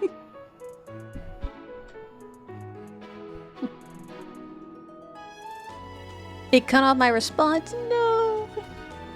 I'm looking forward to it. Delightful news. I still have much to learn, but I'm confident I could benefit greatly from your guidance. In any case, welcome to the monastery. I'm replaying Three Houses so I can get a refresh of memory of the story in Three Houses before Fortunes Weave. Because it's apparently a sequel. I hear you're investigating the different houses here. Did any of the Blue Lions catch your attention? But I just want to make sure all my detail is fresh in case there's any like references or whatever.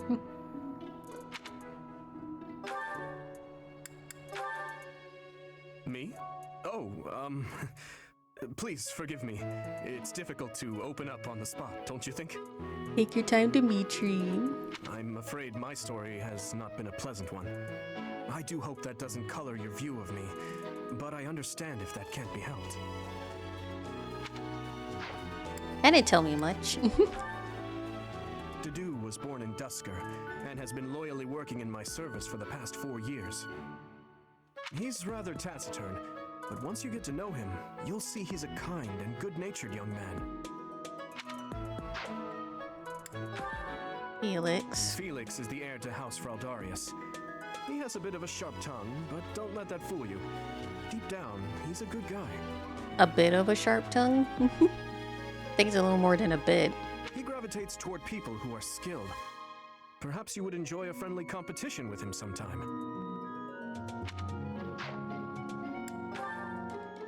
He's the adoptive son of Lord Lonato of Castle Gaspar, but I hear he was born a commoner.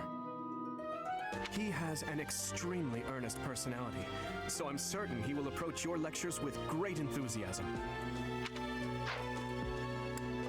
The ladies' man. Sylvain is the heir to House Gautier. He is a capable person who highly values his friends. That said... He's a flirt. Well, he's always been a bit of a... skirt chaser, so to speak. Pardon my bluntness. I speak with him about it often, but it doesn't seem to help. I hear she was born to imperial nobility, but a twist of fate brought her to the kingdom. She may seem carefree on the surface, but she's actually a kind soul who pays careful attention to everyone around her.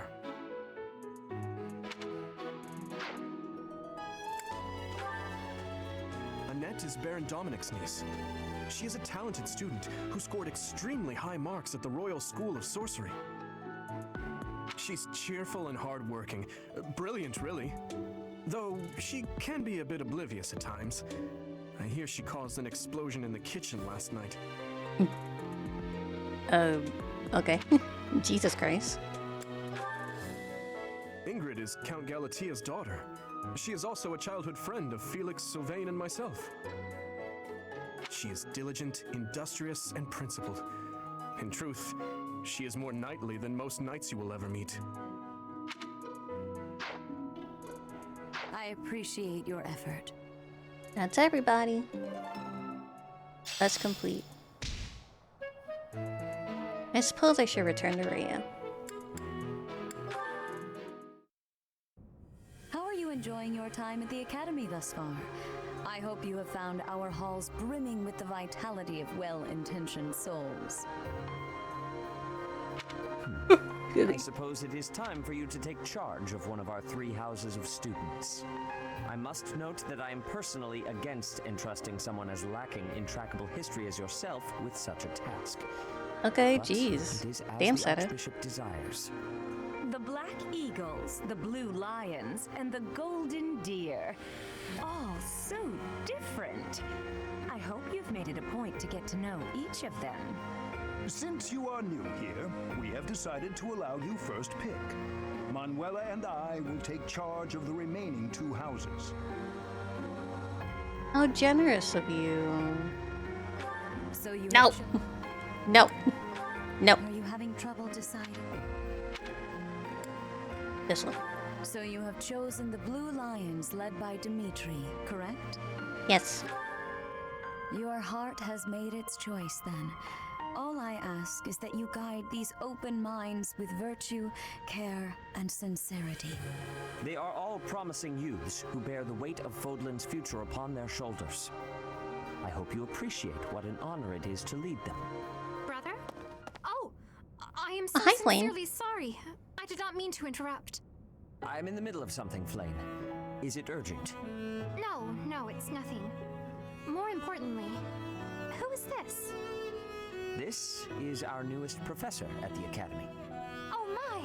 A new addition to the Officers Academy! I am so very pleased to meet you, Professor. I am Seteth's little sister, Flame. I am so happy to make your acquaintance. Let us focus on the topic at hand. There is something you should be aware of. In a few days' time, there will be a mock battle between the 3 houses, intended to gauge the current progress of the students. We will be using this battle as an opportunity to ascertain your own abilities as well. Please do not disappoint the Archbishop. That is all.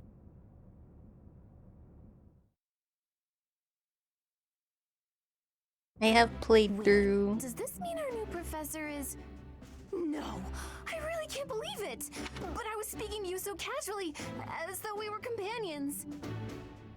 I played through Blue Lions, Golden Deer, and the Black Eagles, all 3 routes to completion. And I was in the middle of the church route, but I don't think I ever finished it. And then I did do a save file with the Cindered Shadows playthrough. But I did, even if I didn't finish the church route, I did watch like a YouTube video for the story of it. But I'm playing through it again, all of them. Oh, I am so sorry, Professor. You just look the same age as the rest of us, and... Oh, and I'm sorry I just said that too. I really must watch my tongue.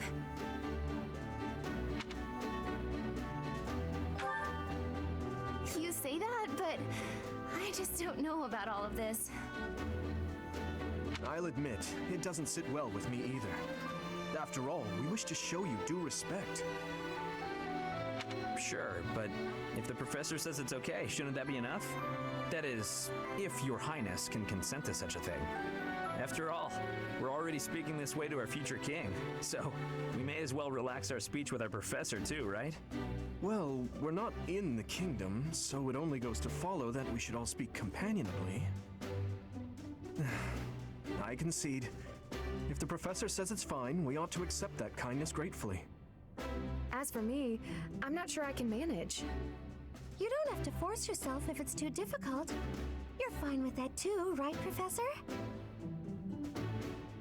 Tell me whatever you benevolence want. is a sight to behold. I don't suppose you would care to join me for tea. We could discuss education and marriage. No, Control Sylvain. yourself, Sylvain. I have more important matters to discuss with our new professor. And put that thing away. Jesus. Come to the training ground later. There, you will show me what you're capable of. You're not any better, Felix. You aren't wasting any time, are you, Felix? As it were, count me in for any such battle. Pardon me, but I would also love to observe you in battle for future reference, if that's okay with you. Ash, I won't have you speak of merely watching. You should join us as well. If you get injured, simply say the word and I'll patch you up straight away. Your Highness, do take care not to go overboard. You worry too much to do. I'll be fine, I promise. My companions, is there not something inherently wrong with crossing blades as a way to bond with each other? Huh. I think it's better than skirt chasing. Well, if that's how you feel, I suppose you'll just stay behind while the rest of us are at the training ground? Ingrid, my dearest friend, you really are too harsh on me. Well then, Professor, what do you think? As you can see, the Blue Lion House is a lively bunch, but you'll find none who work harder. I'm certain we'll cause our fair share of trouble, but I'm very much looking forward to the year ahead.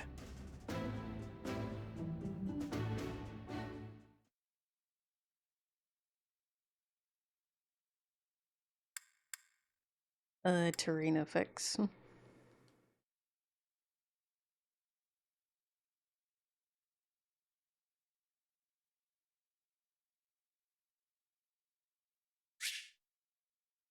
New places to explore in the monastery. I received 1,000 gold.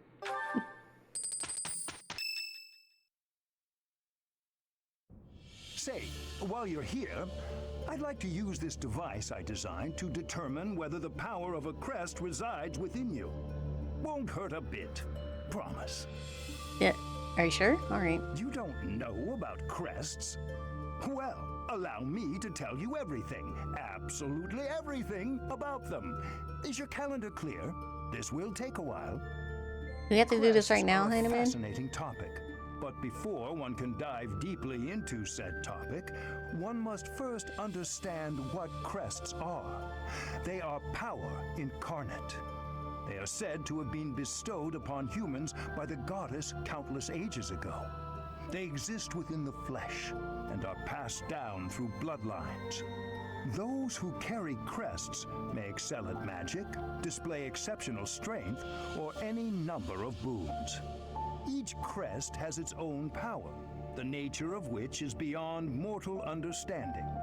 For now. You believe I have a crest? I suspect as much, yes. But we won't know for sure unless I look into the matter. As I said, crests are passed down through the blood. However, just because someone carries a crest does not necessarily mean their descendants will inherit it as well. Only a scarce few descendants of a crest's bloodline end up inheriting that crest's power. Perhaps one of your ancestors bore a crest, and you just happen to inherit it. That is how a crest usually presents itself, after all. Alright, whatever. Sure. Yes, of course. I'll get to the bottom of it straight away. Now then, please go ahead and hold out your arm over this device here. What is this? A pattern I've never seen before. Is it possible an as yet undiscovered crest has been detected? To think there are still crests out there that even I am unaware of. How thrilling! Welcome to stream. Pardon my unrestrained jubilation. You're doing I have good. much to consider. You may leave. Hope you're now. doing well today. I have more research to do in regard to this crest. Yes, so very much more research. But for now, your work here is done. What could this line here be indicating? Perhaps it represents a lack of symmetry. Or perhaps... What in the world? Oh, I see. It may be connected to that, but to a greater degree than usual. I guess I'll just leave him to it.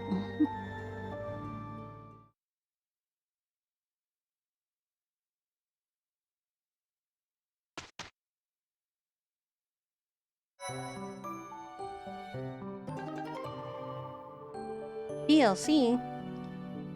With each moon, professors of the Officers' Academy receive a schedule for the month ahead. It notes the days on which events and missions will take place that month. Pay careful attention to your schedule so that you may thoughtfully plan what you intend to do each month and when. Alrighty. All series schedule features different events on different days. Select the calendar with the directional buttons and distribute a schedule.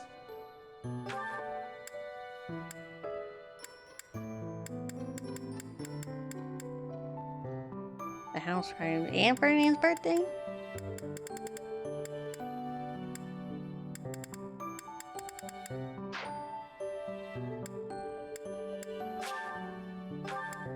Oh, I can't do anything. The DLC was pretty good. It added more like story to it and stuff.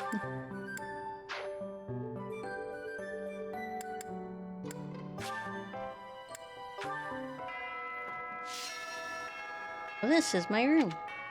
I thought I heard a girl's voice, but I must have been imagining things.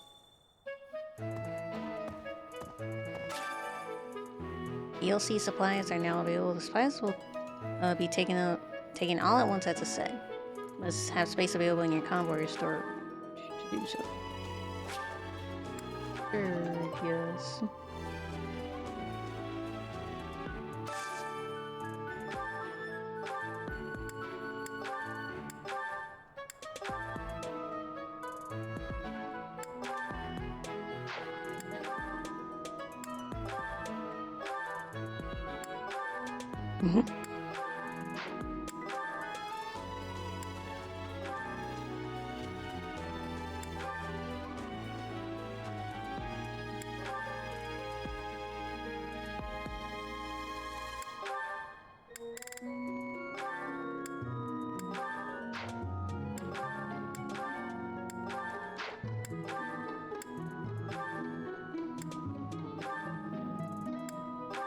Oh, I can wear what I wear out here. I can wear what I wear for my class.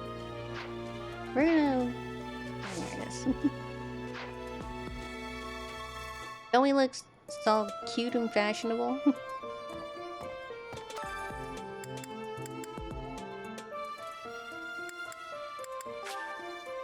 Visit Dining Hall to unlock the ability to fast travel there. Alright. I said it. These are the students' quarters. To better help you supervise them, you also have a room here. Your room is here at the end. You're not gonna question what I'm wearing? Commoner students also reside on the first floor, while the second is primarily for students of noble birth.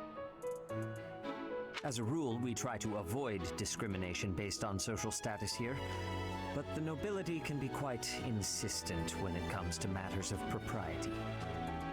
He was also blonde in the past, if I remember right. He was also blonde with green tips, so I guess... I don't So he either dyed his hair... He either dyed his blonde hair green, or he stopped dyeing his hair green, kind of thing. Speaking of, it would be best Yeah. for you to avoid improper conduct. I expect you to set a good example for the students.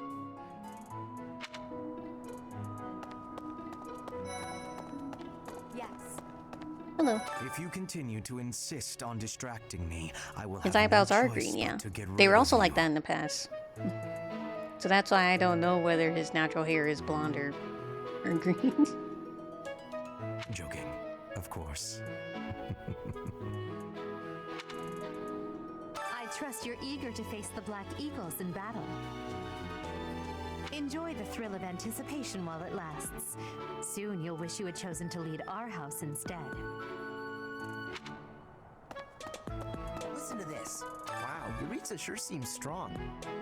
I kind of thought he was going to be the new professor assigned to our class. After that teacher ran away during our outdoor training, I figured Yuritsa was a natural replacement. A teacher ran away during outdoor I was training. surprised when you were suddenly appointed professor instead. I don't think I could hold my own against Yuritsa in battle. I could probably take you, though. Not a You chance. really think so? With enough training, I'm sure I'll beat you someday. Sure. What? I care nothing of friendship. If you have no business here, leave. I don't remember if they ever revealed who the previous teacher was.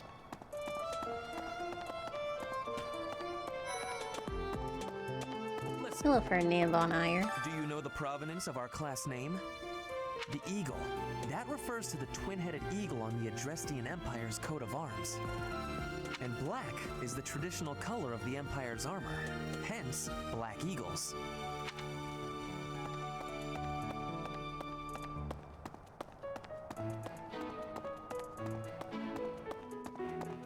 Here's the story. The Blue Lion House derived its name from the honorary title of the first king of Fargus. Lug, the king of lions, wore brilliantly blue garments. His chivalric exploits are recorded in multiple legends. The library holds various historical accounts regarding him and the Blue Lions. If you find time, you should read them. They're filled with insights. Right. Mercedes. Before I came to the Officers Academy, I attended a school of magic in the Kingdom capital. That's where I met Annie. That's what I call Annette. Oh, I guess Lawrence was at the School of Magic too. But Annie was always just so nice to me, even though I was older. She's my best friend in the world. It's sweet. Hello. Dorothea. Yes, it's true that I'm the only commoner in the Black Eagle house. I wasn't asking about that, but alright. I knew that before the first day of class. Those people are simply exhausting.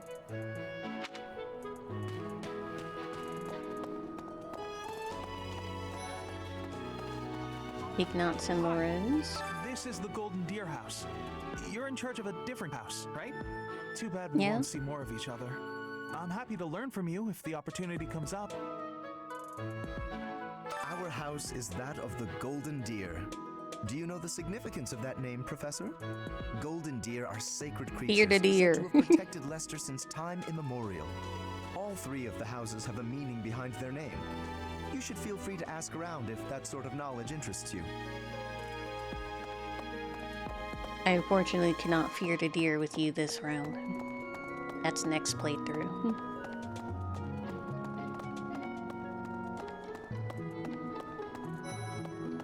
This place is huge. Hi, Claude. Hey, Teach. I hear there's gonna be a mock battle between the houses. I'm not gonna lie, I'm a bit concerned about facing an elite mercenary like you. Maybe take it easy on us. What do you say?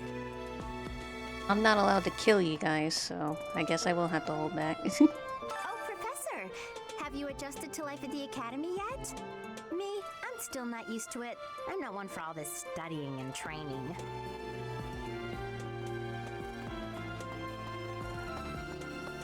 Professor. Hello, Dimitri. His Highness has said that he trusts you, and I have no cause for doubt. But if you mistreat him in any way, I will take action. I have a What happened to you being...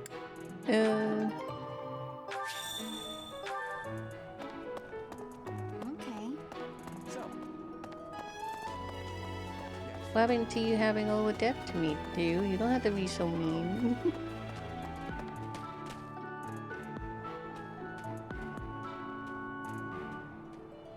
Yeah, dude.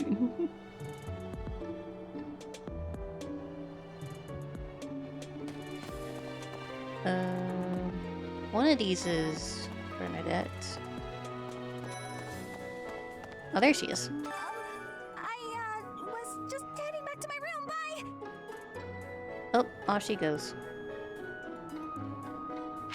I need to say hi.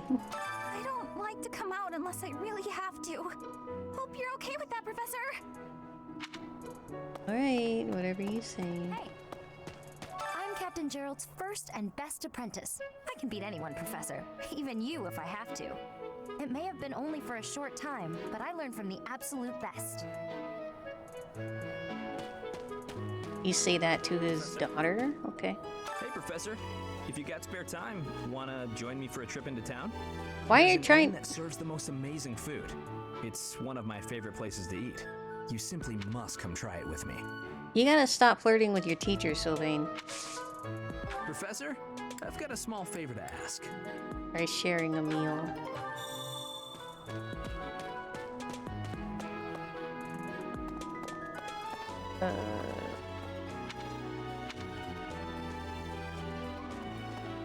This place is huge. That's so. Hi, Flame. Hello there, Professor. Well, I call you that, but I am afraid I am not a student here myself. You should be. That's a shame. Where can I visit you then? My brother would not be pleased if he heard you saying such things. The monastery is kind enough to provide a sanctuary for my brother and I. He's the only family I have. Might you help me with a favor? Catch fish. I will do that. I will do just that. We'll do all our side quests first.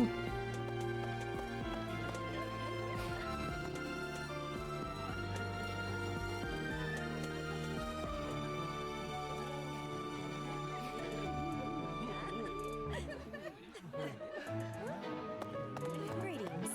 Here at the monastery, I have had many great learnings from many great people. I am hopeful to have learnings from you, too. As forever, I will do my best trying.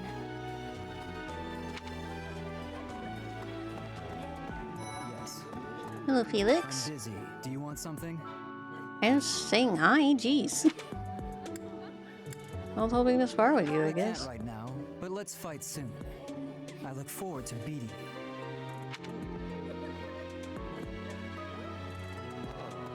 Ugh, I really need to eat. I can't hold out until the next meal. Why can't the dining hall stay open all the time? I need to keep eating if I want to get stronger. Wonder which 5 lookalikes in Fortune's Weave are left. There was Marianne. Marianne has a lookalike. Sedith obviously has a lookalike.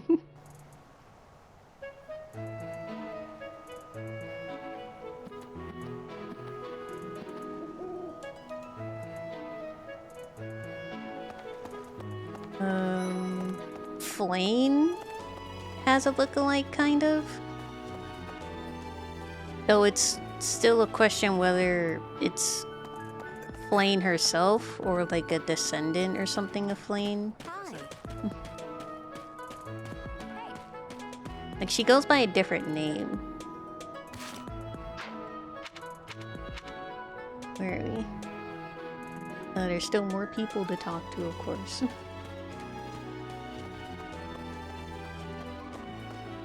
I need to look through the trailer again for any other lookalikes I miss. Excuse me. Okay. I'm not too keen on the professor of my class. I really hope to focus more on strategy. Maybe I should talk to my professor about transferring to a different class. You can steal other students from other classes, yes. Listen to this.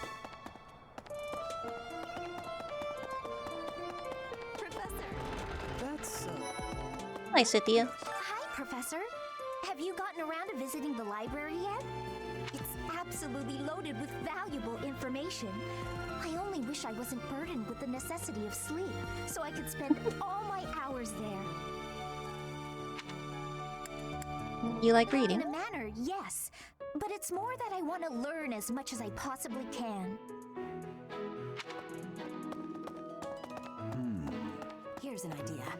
There are two types of crests. Major crests manifest their power most effectively, while minor crests are slightly weaker. It is said that the closer a person's blood relation is to various saints and heroes, the higher their chance of bearing a major crest. Of course, there are also examples of major crests manifesting in children whose parents bear no crest whatsoever. The exact nature of how and why crests are inherited is still a mystery. It's called genetics. Yes. I hear a member of House Fresfeld, the ruling family of the Empire, has entered the Officers' Academy for the first time in ages.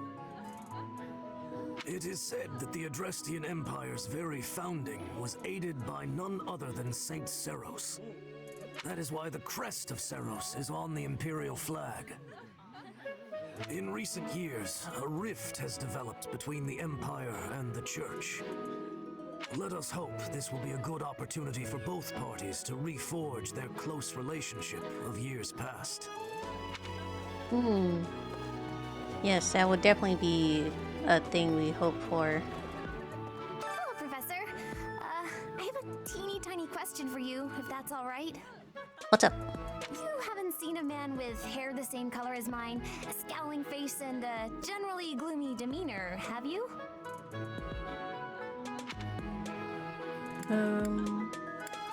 Can't say that I have. Are you looking for someone? Oh, yes. It's a bit difficult to explain. Please just let me know if you do see him, okay? Alright, I'll let you know. Indeed. As part of our commitment to the goddess, the knights undertake various missions across all of Fodlan.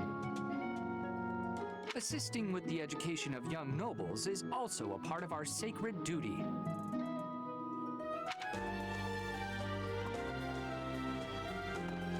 So some down here. Greetings, Professor. Nothing to report. Nothing to report. By the by, have you ever regretted a decision and wished you could go back and undo it? It's too bad there's no lesson for how to turn back the old clock, huh? But I suppose a bad decision isn't worth all that fuss anyhow.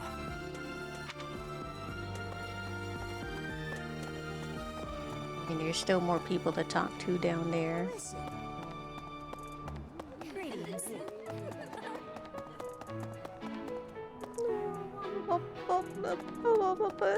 Stairs.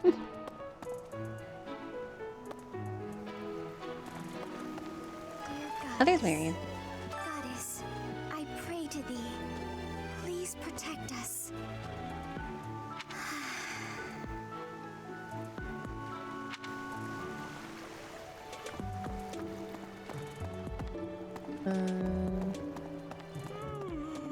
Lindhart.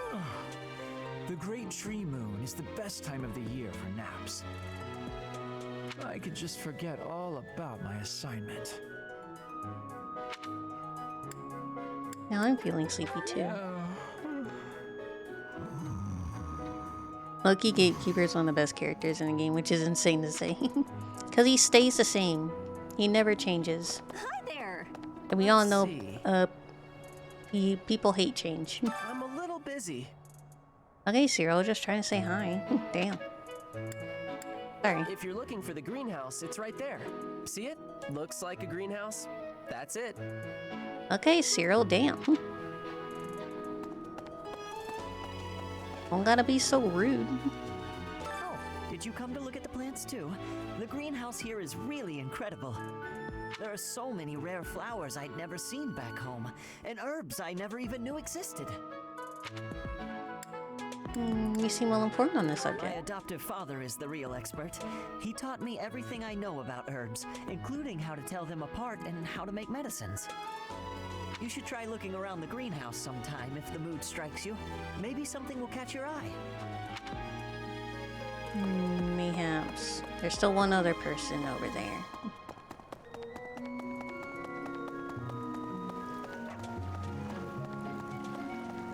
Not you. Unbelievable. Not you. The Imperial Princess, the Crown Prince, and the heir to the Alliance's leading house. This is one exceptional year, that's for sure. If you're a teacher here, you better watch your step. If anything were to happen to those kids, well, suffice to say that it could harm the reputation of the Church of Seiros, which we've spent almost a millennium establishing.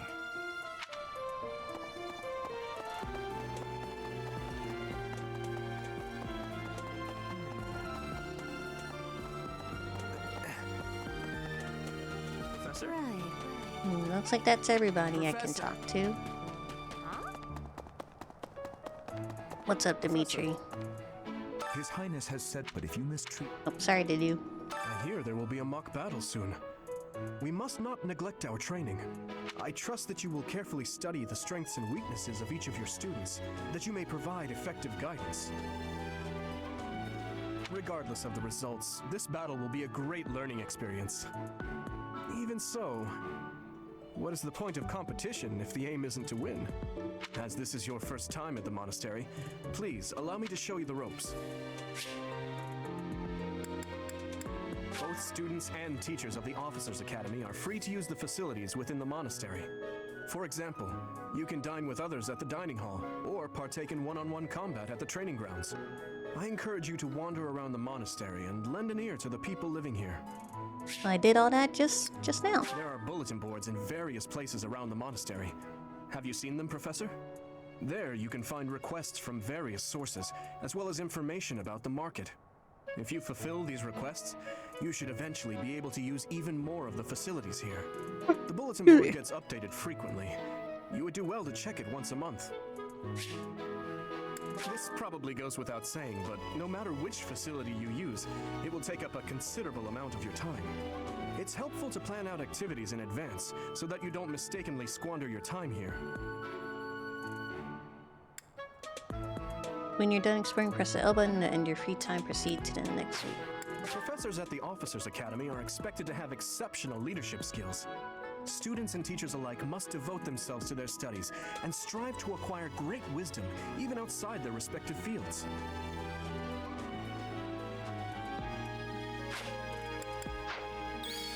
Okay.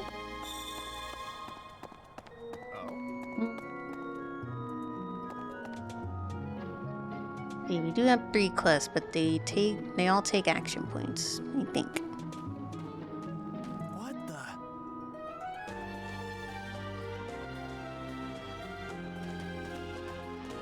What are you looking at?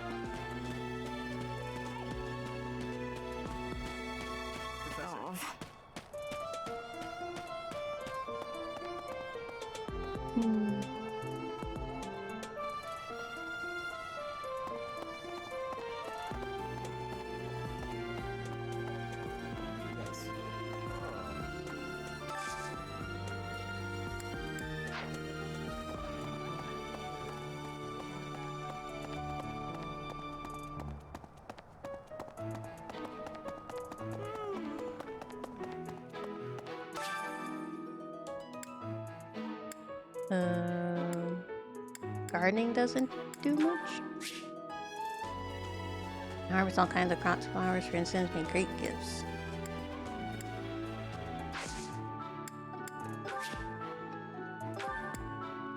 We'll plant the dude's seeds.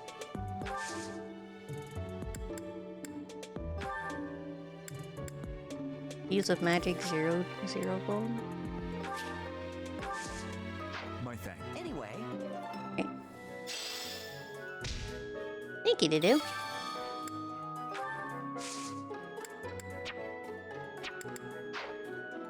Alright, we'll plant more seeds later then. Does fishing... the cooking takes the action point. Does fishing take an action point? Goddess. It doesn't, okay.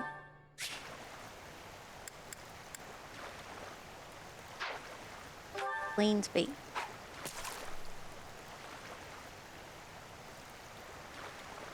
Wait, was that it? Ah!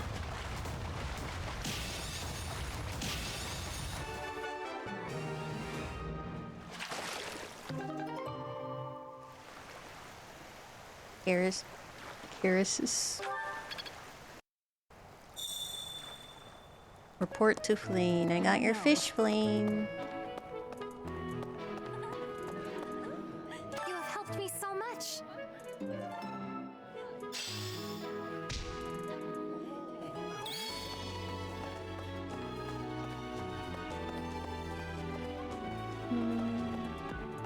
We'll do the last quest. Fishing and gardening don't take time. Cooking takes time.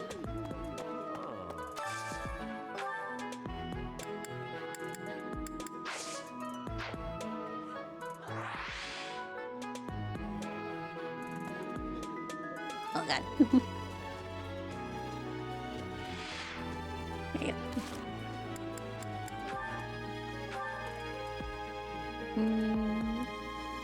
You can treat someone to their favorite meal. Talk to dining staff for details. Okay, so it doesn't have to be a specific one. We'll do the special.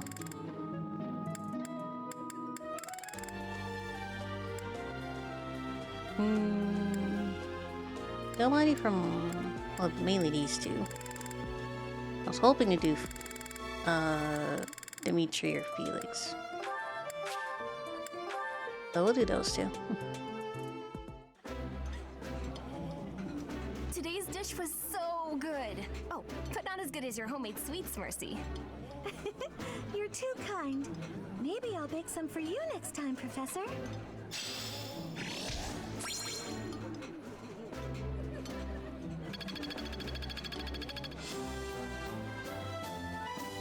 Professor level up. You now have more activity points for exploration. You now receive more monthly funds from activities. Nice. I knew I could count on you.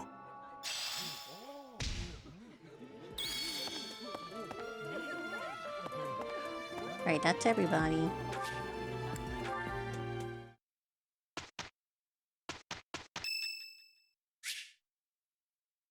It's Bernadette Von Eyre's birthday. Would you like to buy flowers to celebrate for 200 gold? I mean, sure, I guess.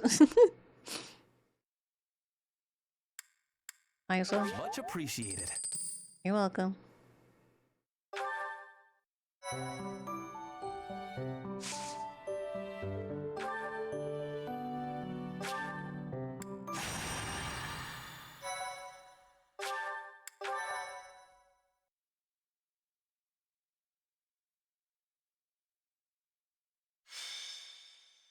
White Clouds, Chapter 1, 3 Houses. Ah, it's finally time for the mock battle. I Finally. put my skills to use. And you, Professor? Looking forward to it. Excellent. I have high expectations for your command. That said, I've no doubt it will take everything we've got to pull a victory. Our opponents are mighty, that much is certain. But I'm positive we can win. Hey there. Did we miss our invite to this strategy meeting? No worries. We'll just join in now. You're not part of my team. But I do not intend to let slip our strategies, especially when we are up against such strong opponents as you two. Well now, kind words from His Kingliness. If that's the case, we'd better come up with some clever schemes so as not to disappoint. Right, Princess? Right. No matter the tactics you devise, we will destroy you. The best you can hope for is to learn a thing or two. There's nothing wrong with a friendly rivalry, but let's not get carried away. A rash attitude could be your undoing after all. Perhaps your time would be better spent preparing instead of worrying about the competition's mindset. Hey now, if you two were getting this fired up before the battle even starts, it'll make it that much easier for my class to sweep up a win. So please, carry on. A good point, Claude. I apologize, that wasn't my intention. At any rate, let's vow to make this a productive battle, shall we? I don't intend to lose. Oh? In that case, I won't hold back. Oh, how precious. Looks like you and the students have become fast friends. While I am pleased that you are taking the initiative to acquaint yourself with the students, I'm afraid it's about time for the faculty strategy meeting. Ah, how time flies. In that case, I'll see you later. I look forward to assessing your abilities. I hope you don't disappoint.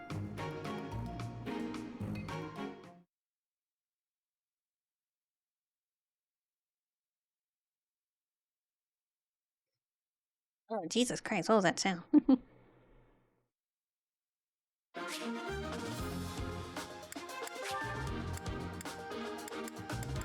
I know the...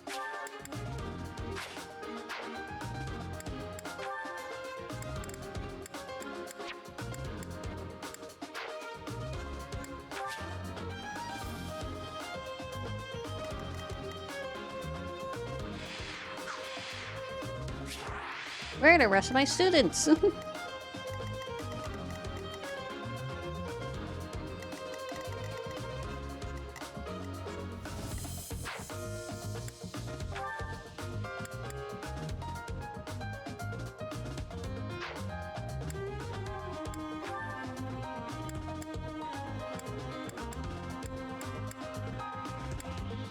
Oh, Mercedes, aren't you? I guess they don't got their spell books here. Unfortunate. Hmm.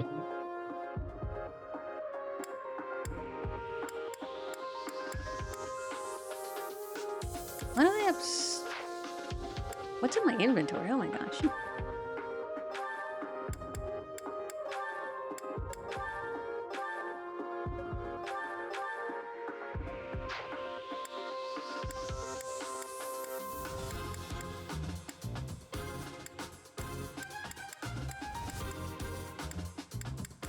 Alright, I guess they're fine.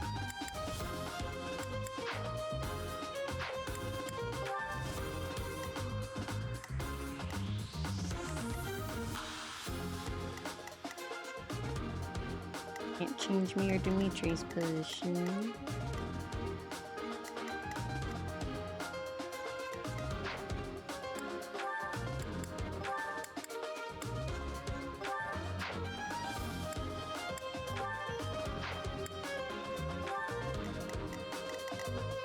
But how come they get spells? That's not fair.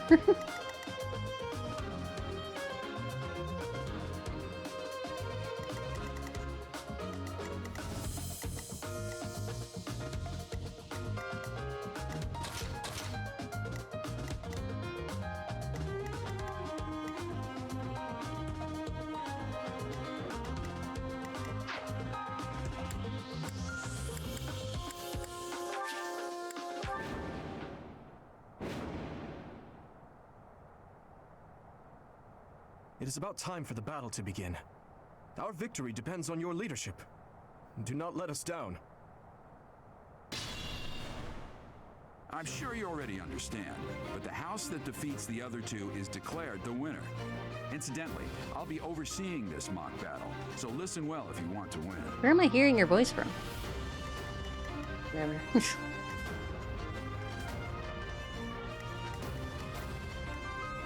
I'll give it my all. I'll go.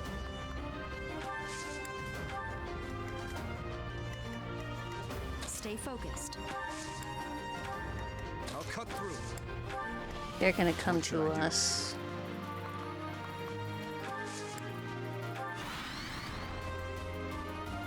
None of your shallow tactics are required, Claude. Ignatz and I will dismantle the opposition. Me? But I'm not ready. You know what I think they should have done?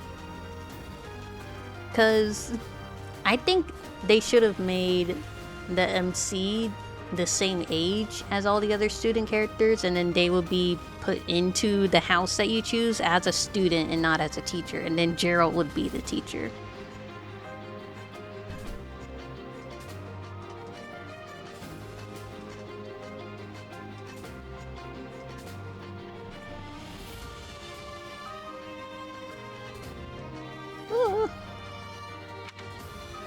Are you making light of our new professor?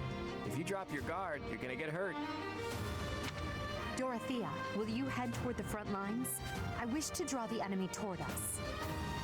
I think what they ended up doing is fine, but if they wanted to have Gerald as like the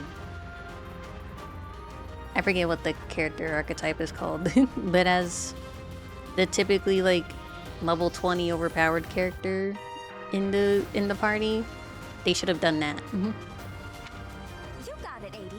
Leave it to me. Dorothea, what are you doing? You're a mage. Ferdinand, Hubert, if the enemy comes, stop them. Leave it to us. Although I could do this on my own. Clearly not, or Her Highness would not ask me to watch your back. Oh my god, Dorothea.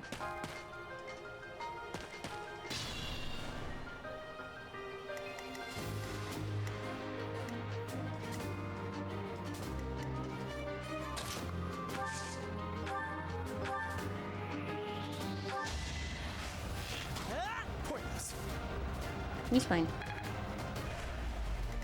I'm gonna be perfect right now.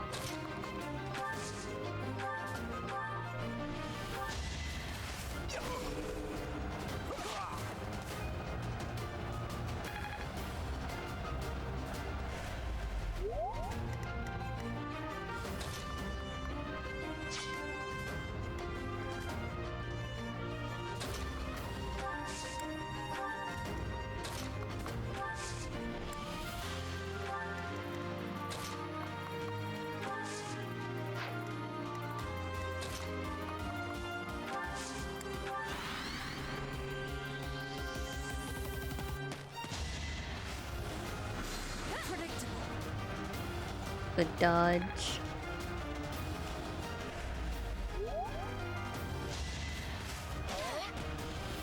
I think not.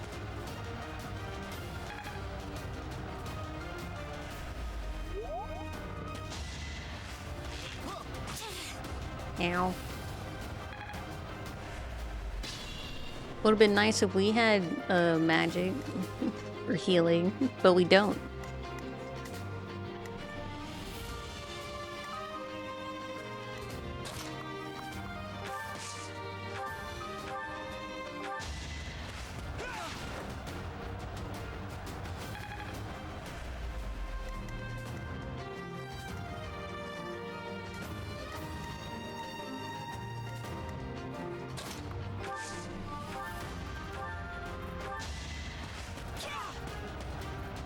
Sorry, Ignatz. The new professor is quite a commander. As expected.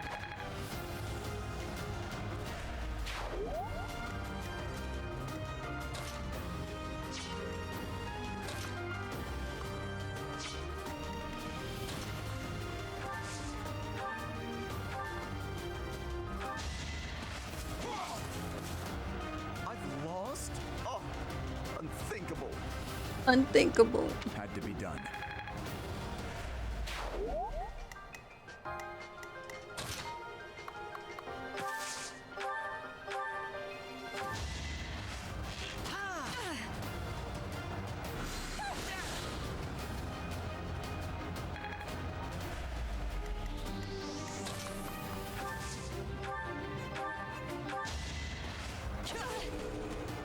My.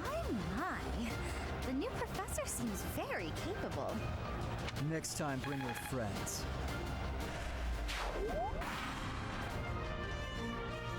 Well done, Teach. I may have to take this seriously after all.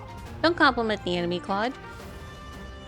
Let's use the forest to set up an ambush. I'm counting on your support, everyone. If they're waiting in the forest, we'd do well to take a detour. Okay. We could go this way, allowing these guys to start coming after us, or we could go the long way around and go this way. I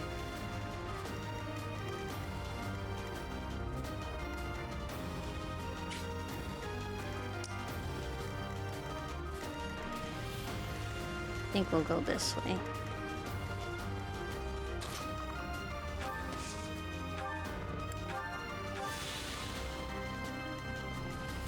We won't get into range just yet.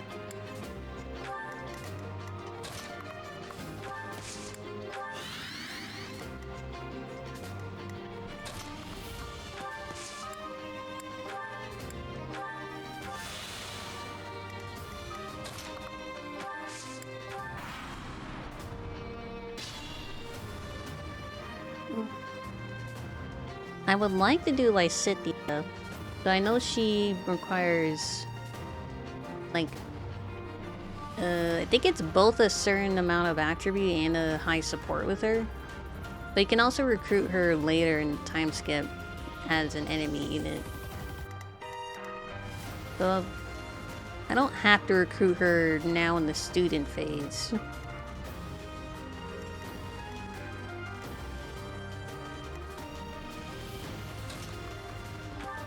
I'll lure them in here.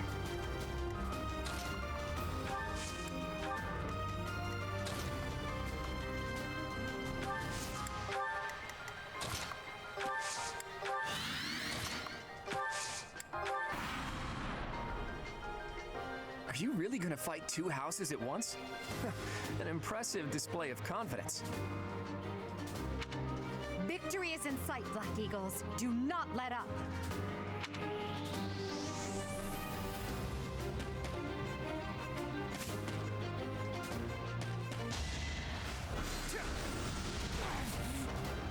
You're fine, Felix.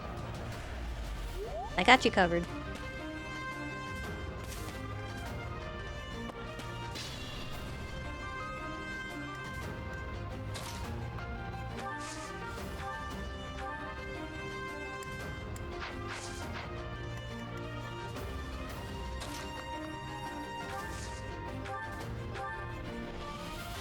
He hits hard, jeez. We do gotta take him out first, though.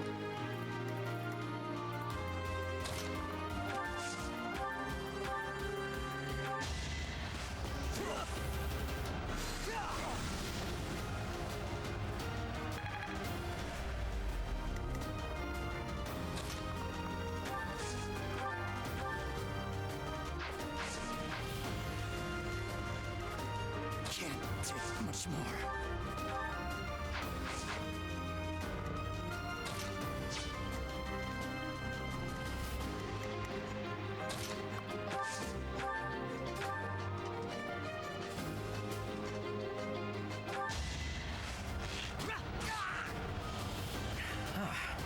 The new professor is rather strong. Suppose I'll have to call it a day. The fight continues.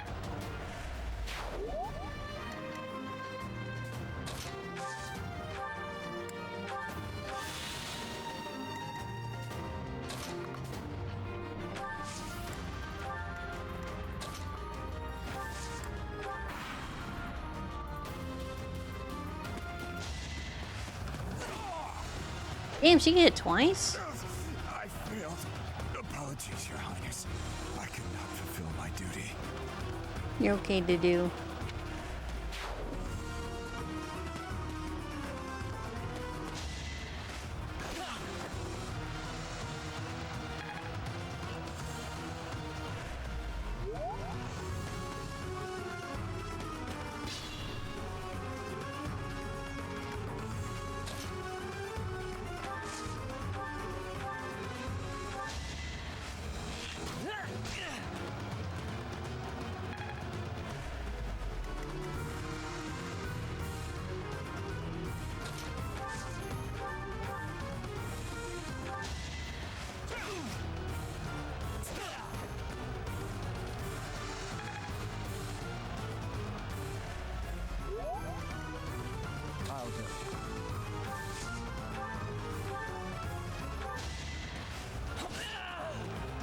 I'm the son of House Ire.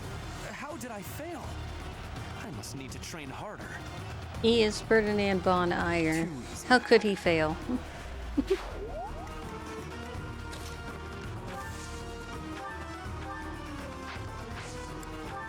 Damn, she hits hard.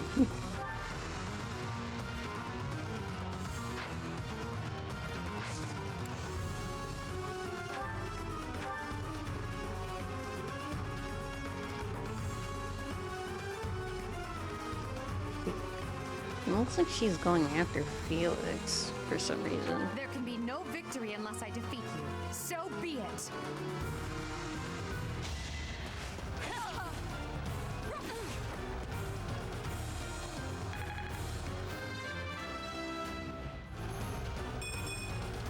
I'm not setting a very good example. Yeah, what are these stats? I'm getting bad stats. Going after Felix. Can't move. Can't lift my weapon any longer. Don't be so dramatic, Felix. You're not dead. Be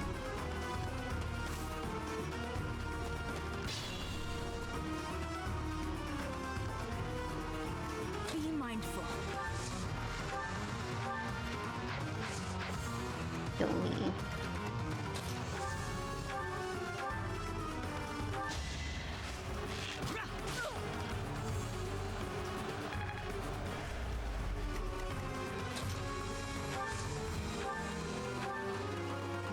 Dimitri, it's time. We can finally settle the question of who's stronger. Very well. I accept your challenge. With you as my opponent, I won't hold anything back. I would expect no less. It would be so funny if you're using this permadeath here, right here. Dimitri! We're on the verge of losing right now.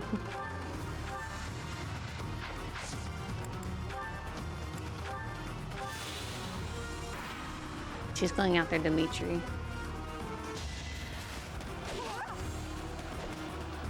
I have no choice but to admit defeat.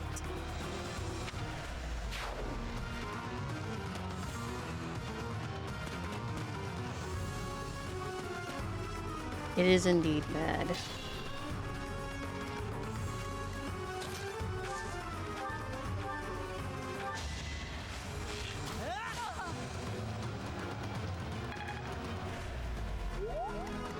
Stay focused.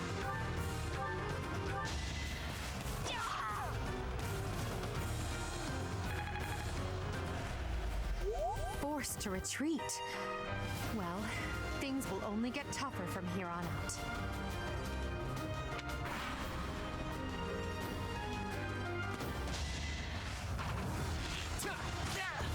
Ignace, you could have dodged that.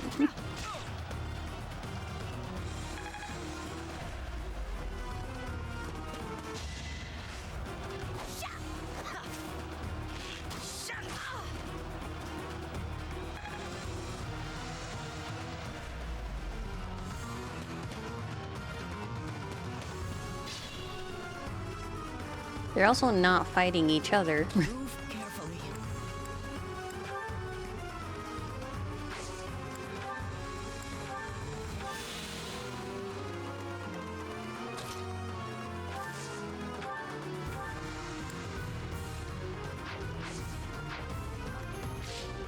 We'll just stay in the grass here.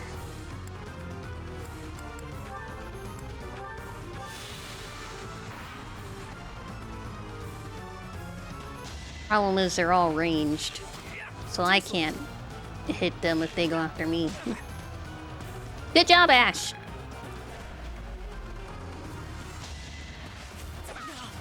Hey!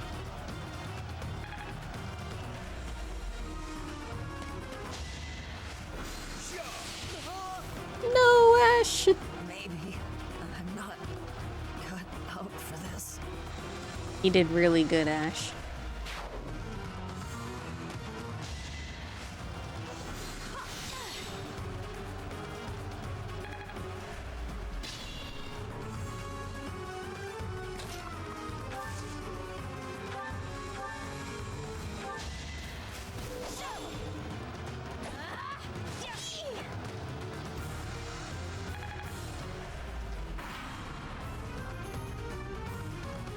Coming up with brilliant schemes I can handle, no problem, but I'm not much for fighting. Go easy on me. Dot, dot, dot. You know Okay. that was a joke, right? Jeez, not so much as a smile.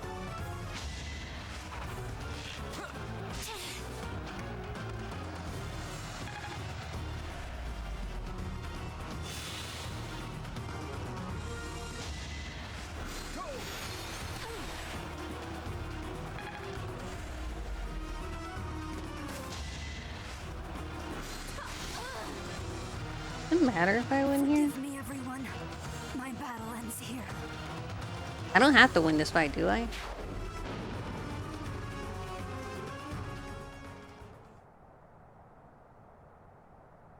I do? Wow, okay. I thought it was a mock battle.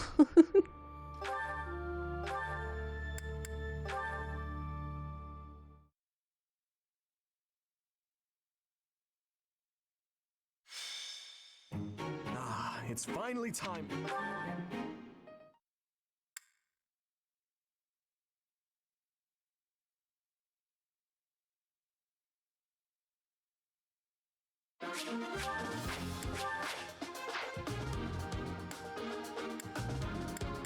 I will try Mercedes too this time then.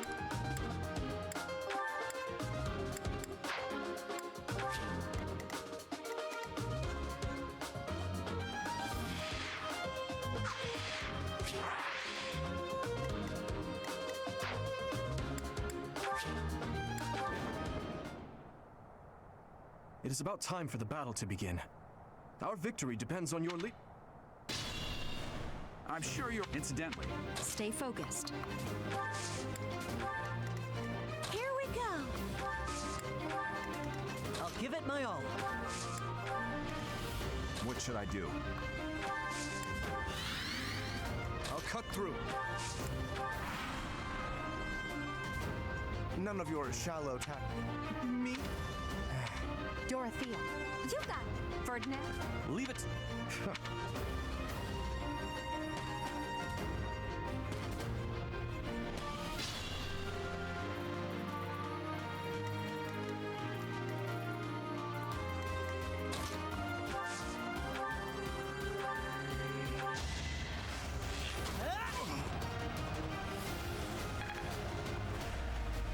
I stayed really good though, I'll say.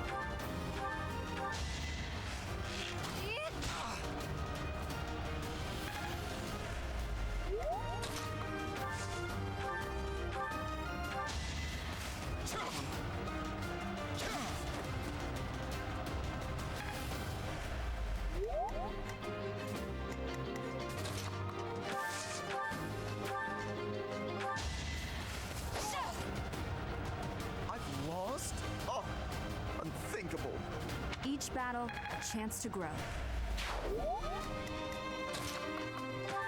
You stay back, Dimitri. Well done, Teach. I may have to take this seriously after all. Let's use the full...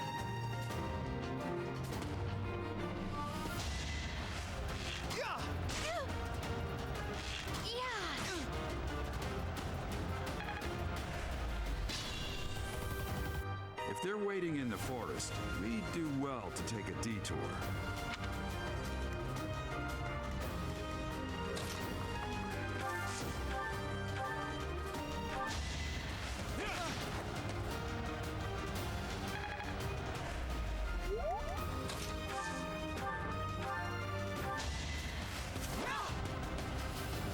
I've lost.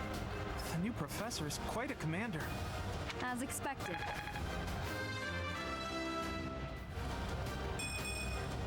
I'm not... Why do I think stack grows so bad?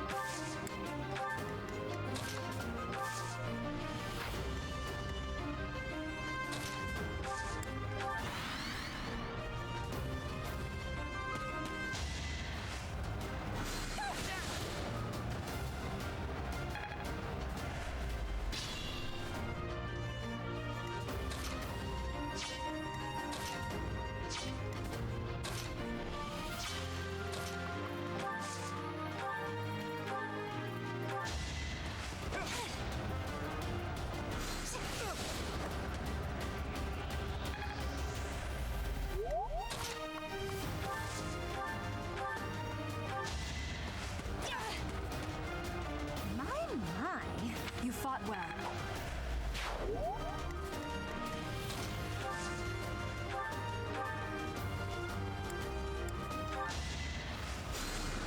Thanks.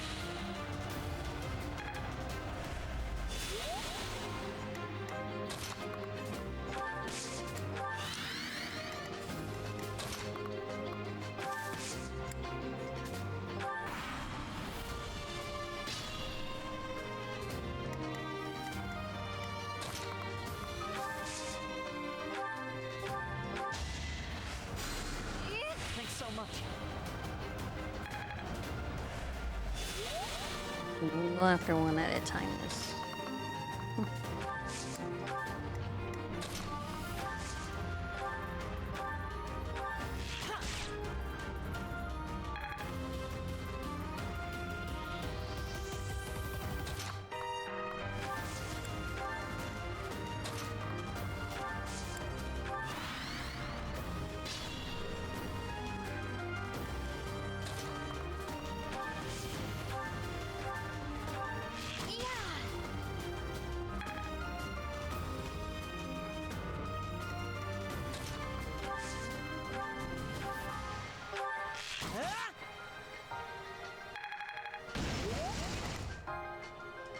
You're gonna have...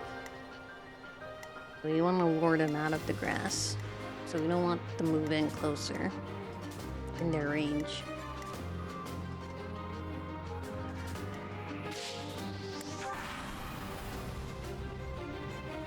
Come on. There you go. Princeliness. You got a thing for Edelgard, right? Come on, fess up. You'll feel better. Claude, please. This is no time for idle banter. Your defenses are wide open. Why now, Didn't Claude? get to him, huh? What a shame. I'll find a better way to ruffle him up next time.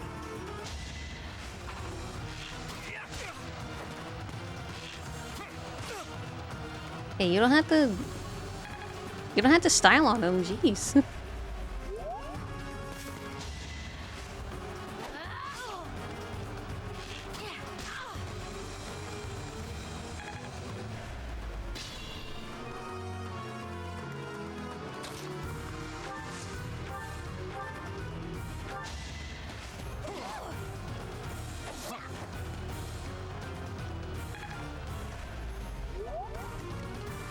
Use caution.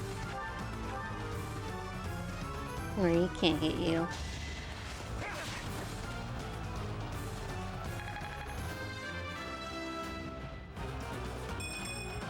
Slow.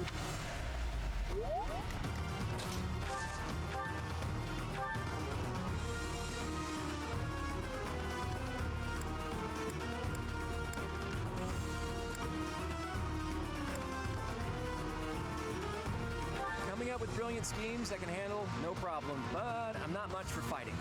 Go easy on me. You know that was a joke, right?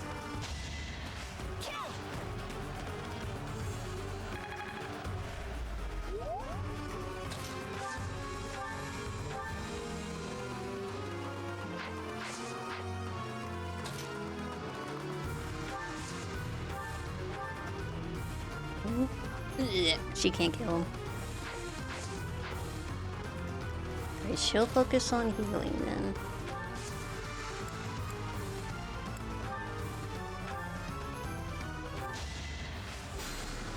Quite helpful.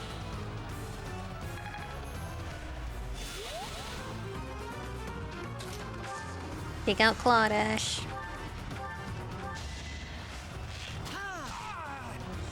Good job.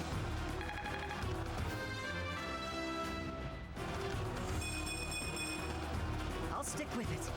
Why do you have better stat growth than me? Ugh, I hate losing. I guess I'll just have to settle for cheering the others on.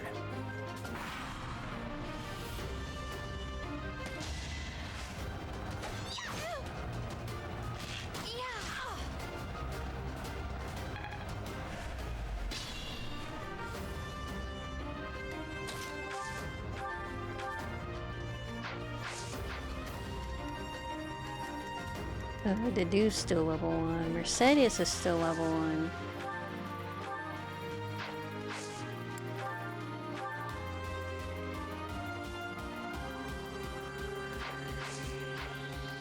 Actually.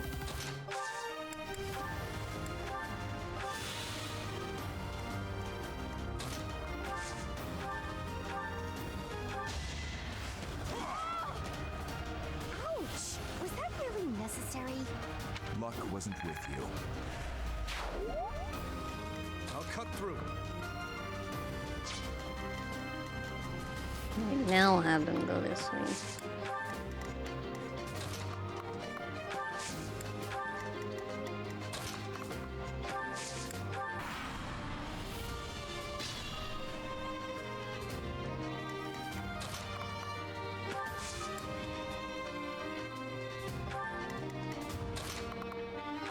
Mercedes only has 2 heals left.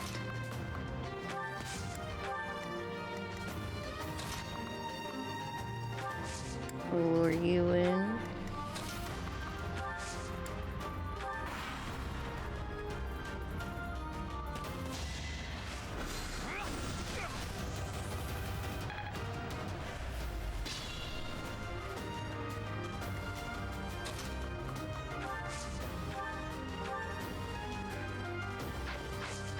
Easy hits hard. Use caution.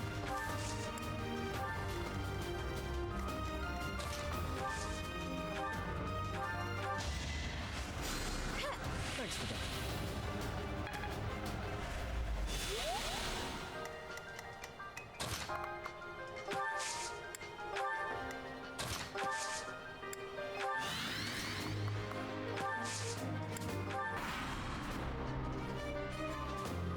Attack Dimitri.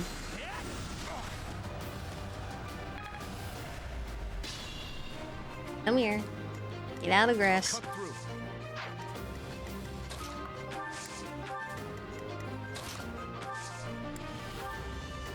Proceed with caution.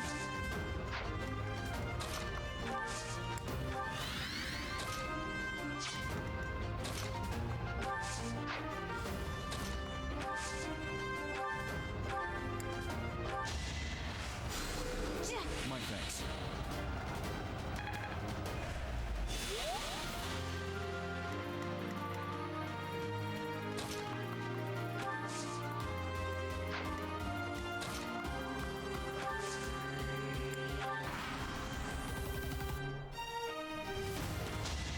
There you go.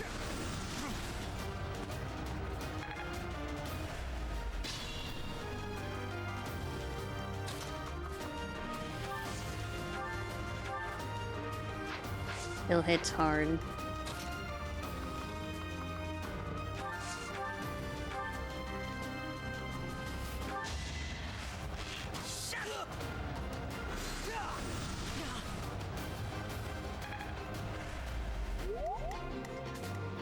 I can still serve.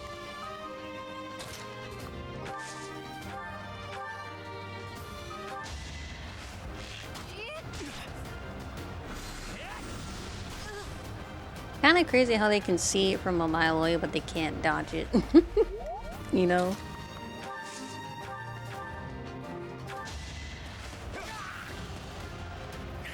You never had a chance. You got rid of the problem.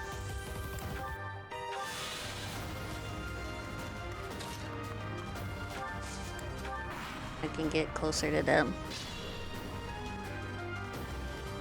Move carefully.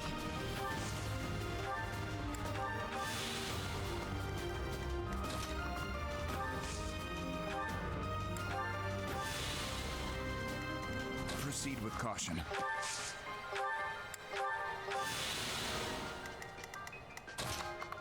Make sure Edelgard can't get into any of the grass before we move in on them.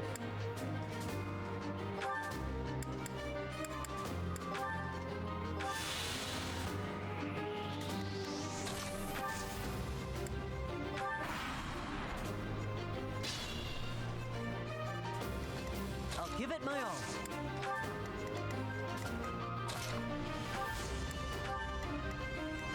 What should I do? Right now.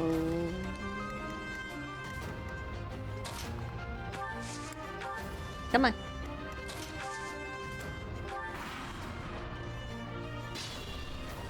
You know you want to get a little closer.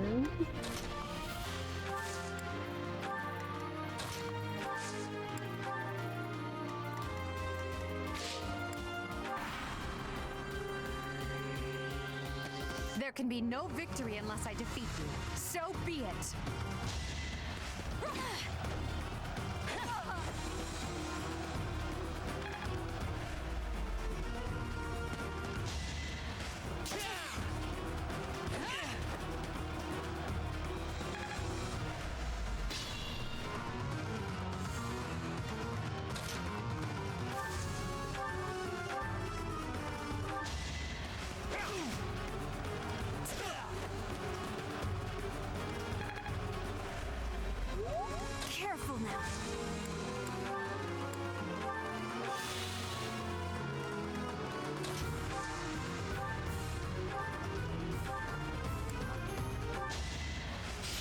Get him, Ash! Fuck him up! Hell yeah. I'm the son of House Ire. How did I fail? I must need to train harder. That was tough.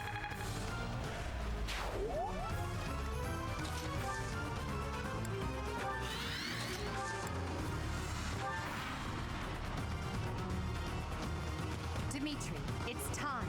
We can finally settle the question of who's stronger. Very well. I accept your challenge. With you as my opponent, I won't hold anything back.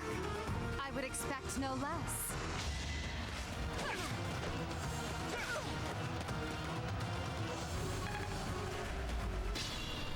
Oh, that's a mistake. You landed right next to me.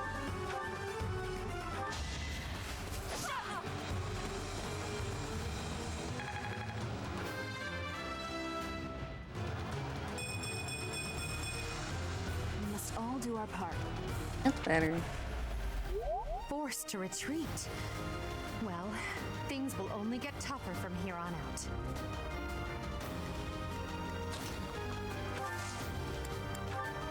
Last heal goes to Dimitri.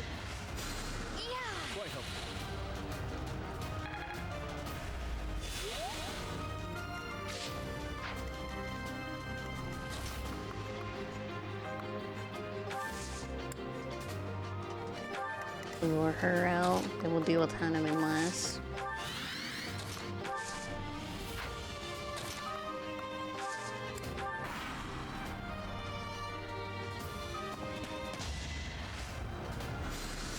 Oh, you went after Ash. Okay.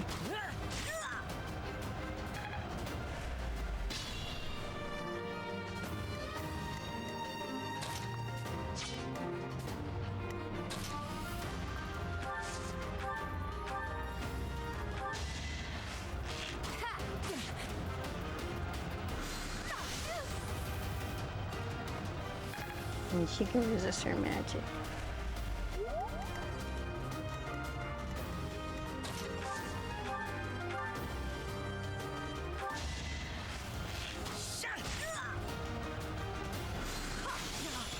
You have a lot of health, Manuela.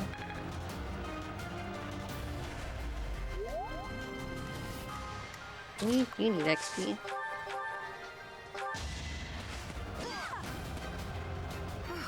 Well done. I nearly wound up a patient in my own infirmary. A threat eliminated. So, you've made it past Manuela, eh? I see now I must focus and then make my move.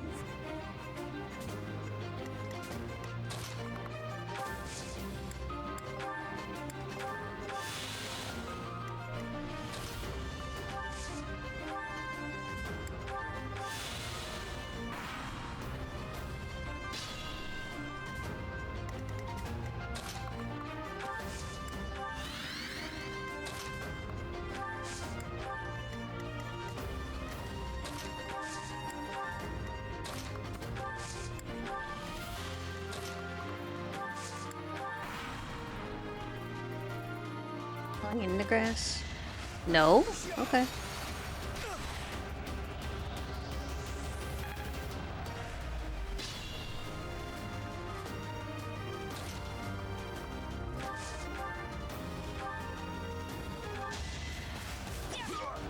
Fuck him up. Heyo. My goodness. The leadership of someone with actual battle experience is...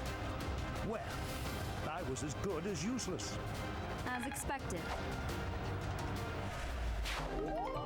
All right, that's that. That's better. The winner of this mock battle is the Blue Lion House.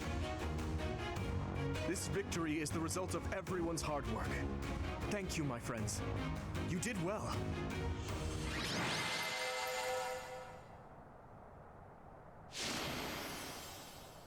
Me?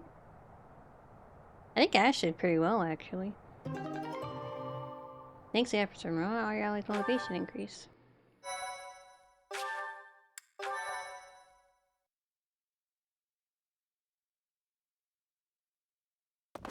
Professor, I've been looking for you.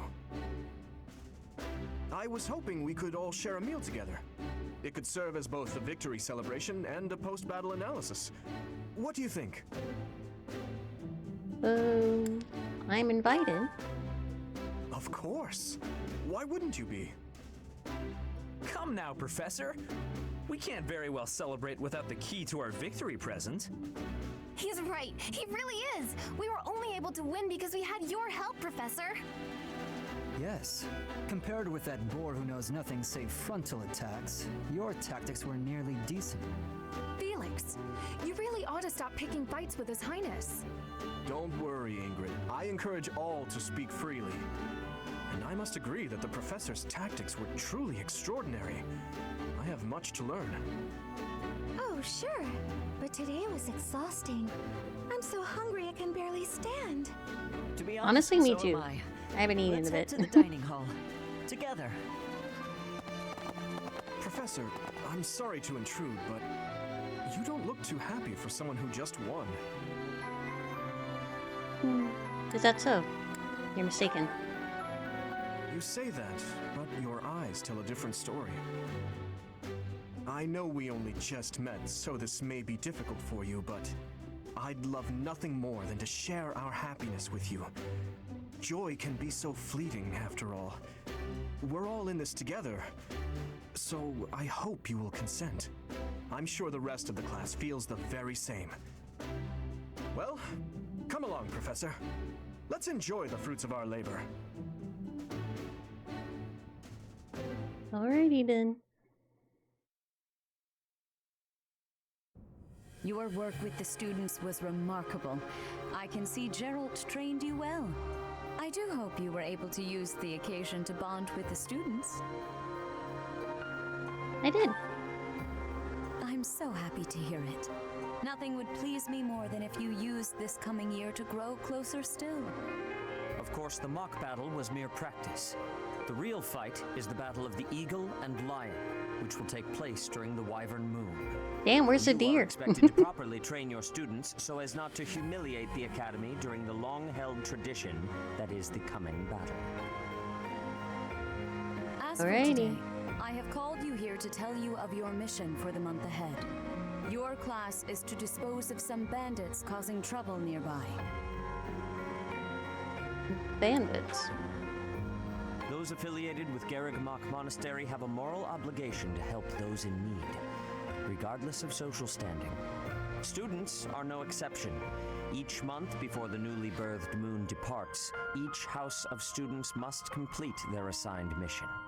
You shall work to complete the task at hand alongside your students and report back to the Archbishop before the deadline. Understood? I will soon provide you with the necessary details for your first mission. If I told you now, I expect you would only forget, and I despise repeating myself.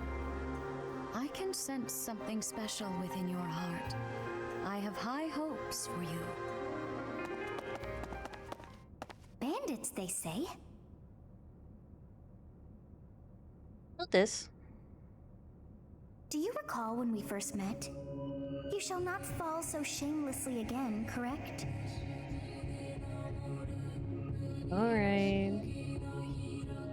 Have you no words for me? Do not tell me that you are shocked to hear from me. You ought to know that I am always with you now. To hear my voice should not come as a shock. Alright, alright. Okay. Whatever you say. What is this nonsense? All I was told was to kill as many noble pipsqueaks as possible. No one said anything about the Knights of damned Saros being on our trail. You have proven yourself worthless, distracted by something so trivial. I had hoped you would achieve your goal despite the setback. But now a child of the Knight's former captain is in play. How interesting. Hey, this isn't what I agreed to! Hiring a mercenary as a professor. What was that woman thinking? Are you listening to me? How do we finish this? You die. What? Underestimating the Knights was an amateur mistake. One you will pay for. The road to eternal torment awaits you all. Now I must locate your replacements. Wait! Get back here! Damn you!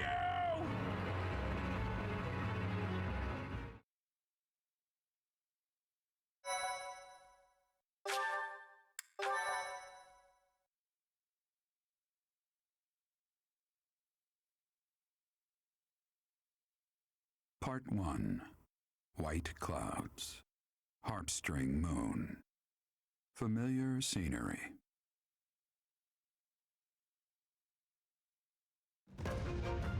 In honor of the saints whose births or deaths took place under this moon, the people perform music once beloved by those divine beings. Whether by harp, by flute, or voice alone, joyous melodies are shared between farmers as they sow their seeds across the vast plains of Tailtean and Gronder.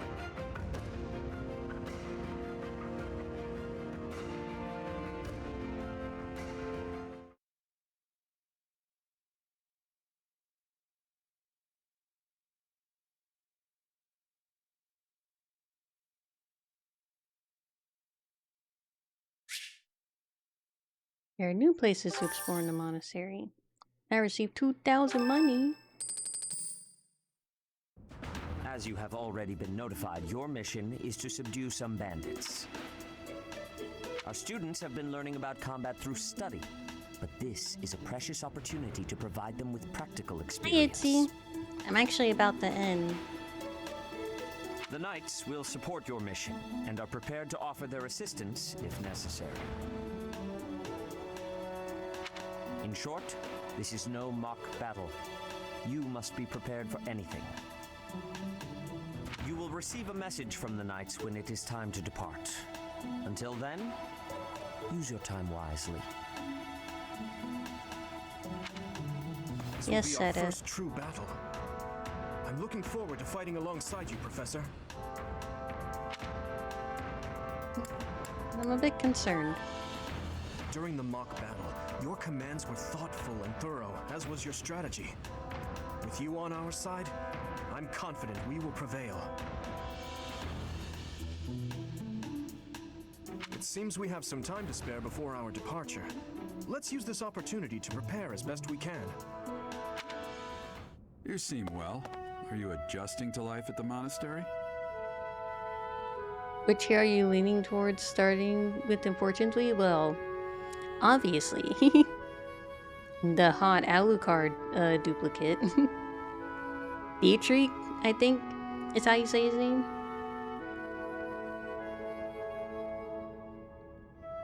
That's the one I like the most so far. I'm also intrigued by the dancer's story. Her story for revenge. I'm intrigued with that one too.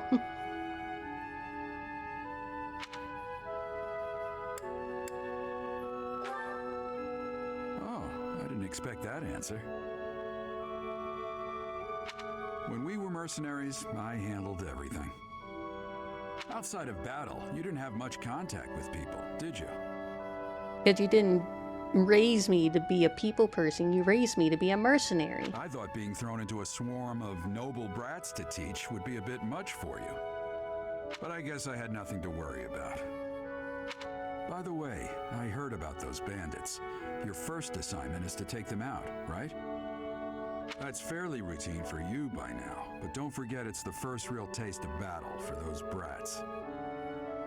It'll be tougher to sleep at night if you let one of your little pupils die. So stay vigilant and lead them well. I wish I could offer you my support, but Lady Rhea won't allow it. Of course she won't.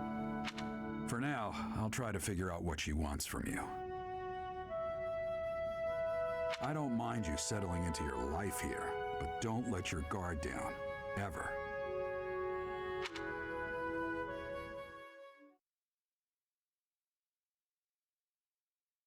His name being Dietrich is not helping us calling him Alucard. His name is Alucard. Thank you. I don't care what his name is, he's Alucard. He's been Alucard since first seeing him. Monastery holds various events. These benefits is share meal activity for certain character. Events will appear on the calendar. Select Explorer your day off to participate. Alright, we will end here for now. I would like to go for longer, but I actually haven't eaten anything.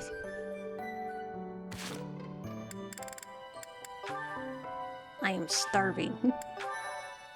I am a hungry Bono. But we'll definitely continue. We'll make sure we get through all of the paths before Fortune's Weave comes out. Thank you for streaming. Thank you for stopping by, Domo. Hey. Thank you all for hanging out with me today. I really appreciate it. And I hope you guys have a wonderful rest of your day. It is a sequel. It's 300 years in the future. Or 300 years, after Three Houses. Because Three Houses is set in 1180. At least that's where, like, the story starts, 1180. And Fortune's Weave is like 1400 something. So around 300 years after the events of Three Houses.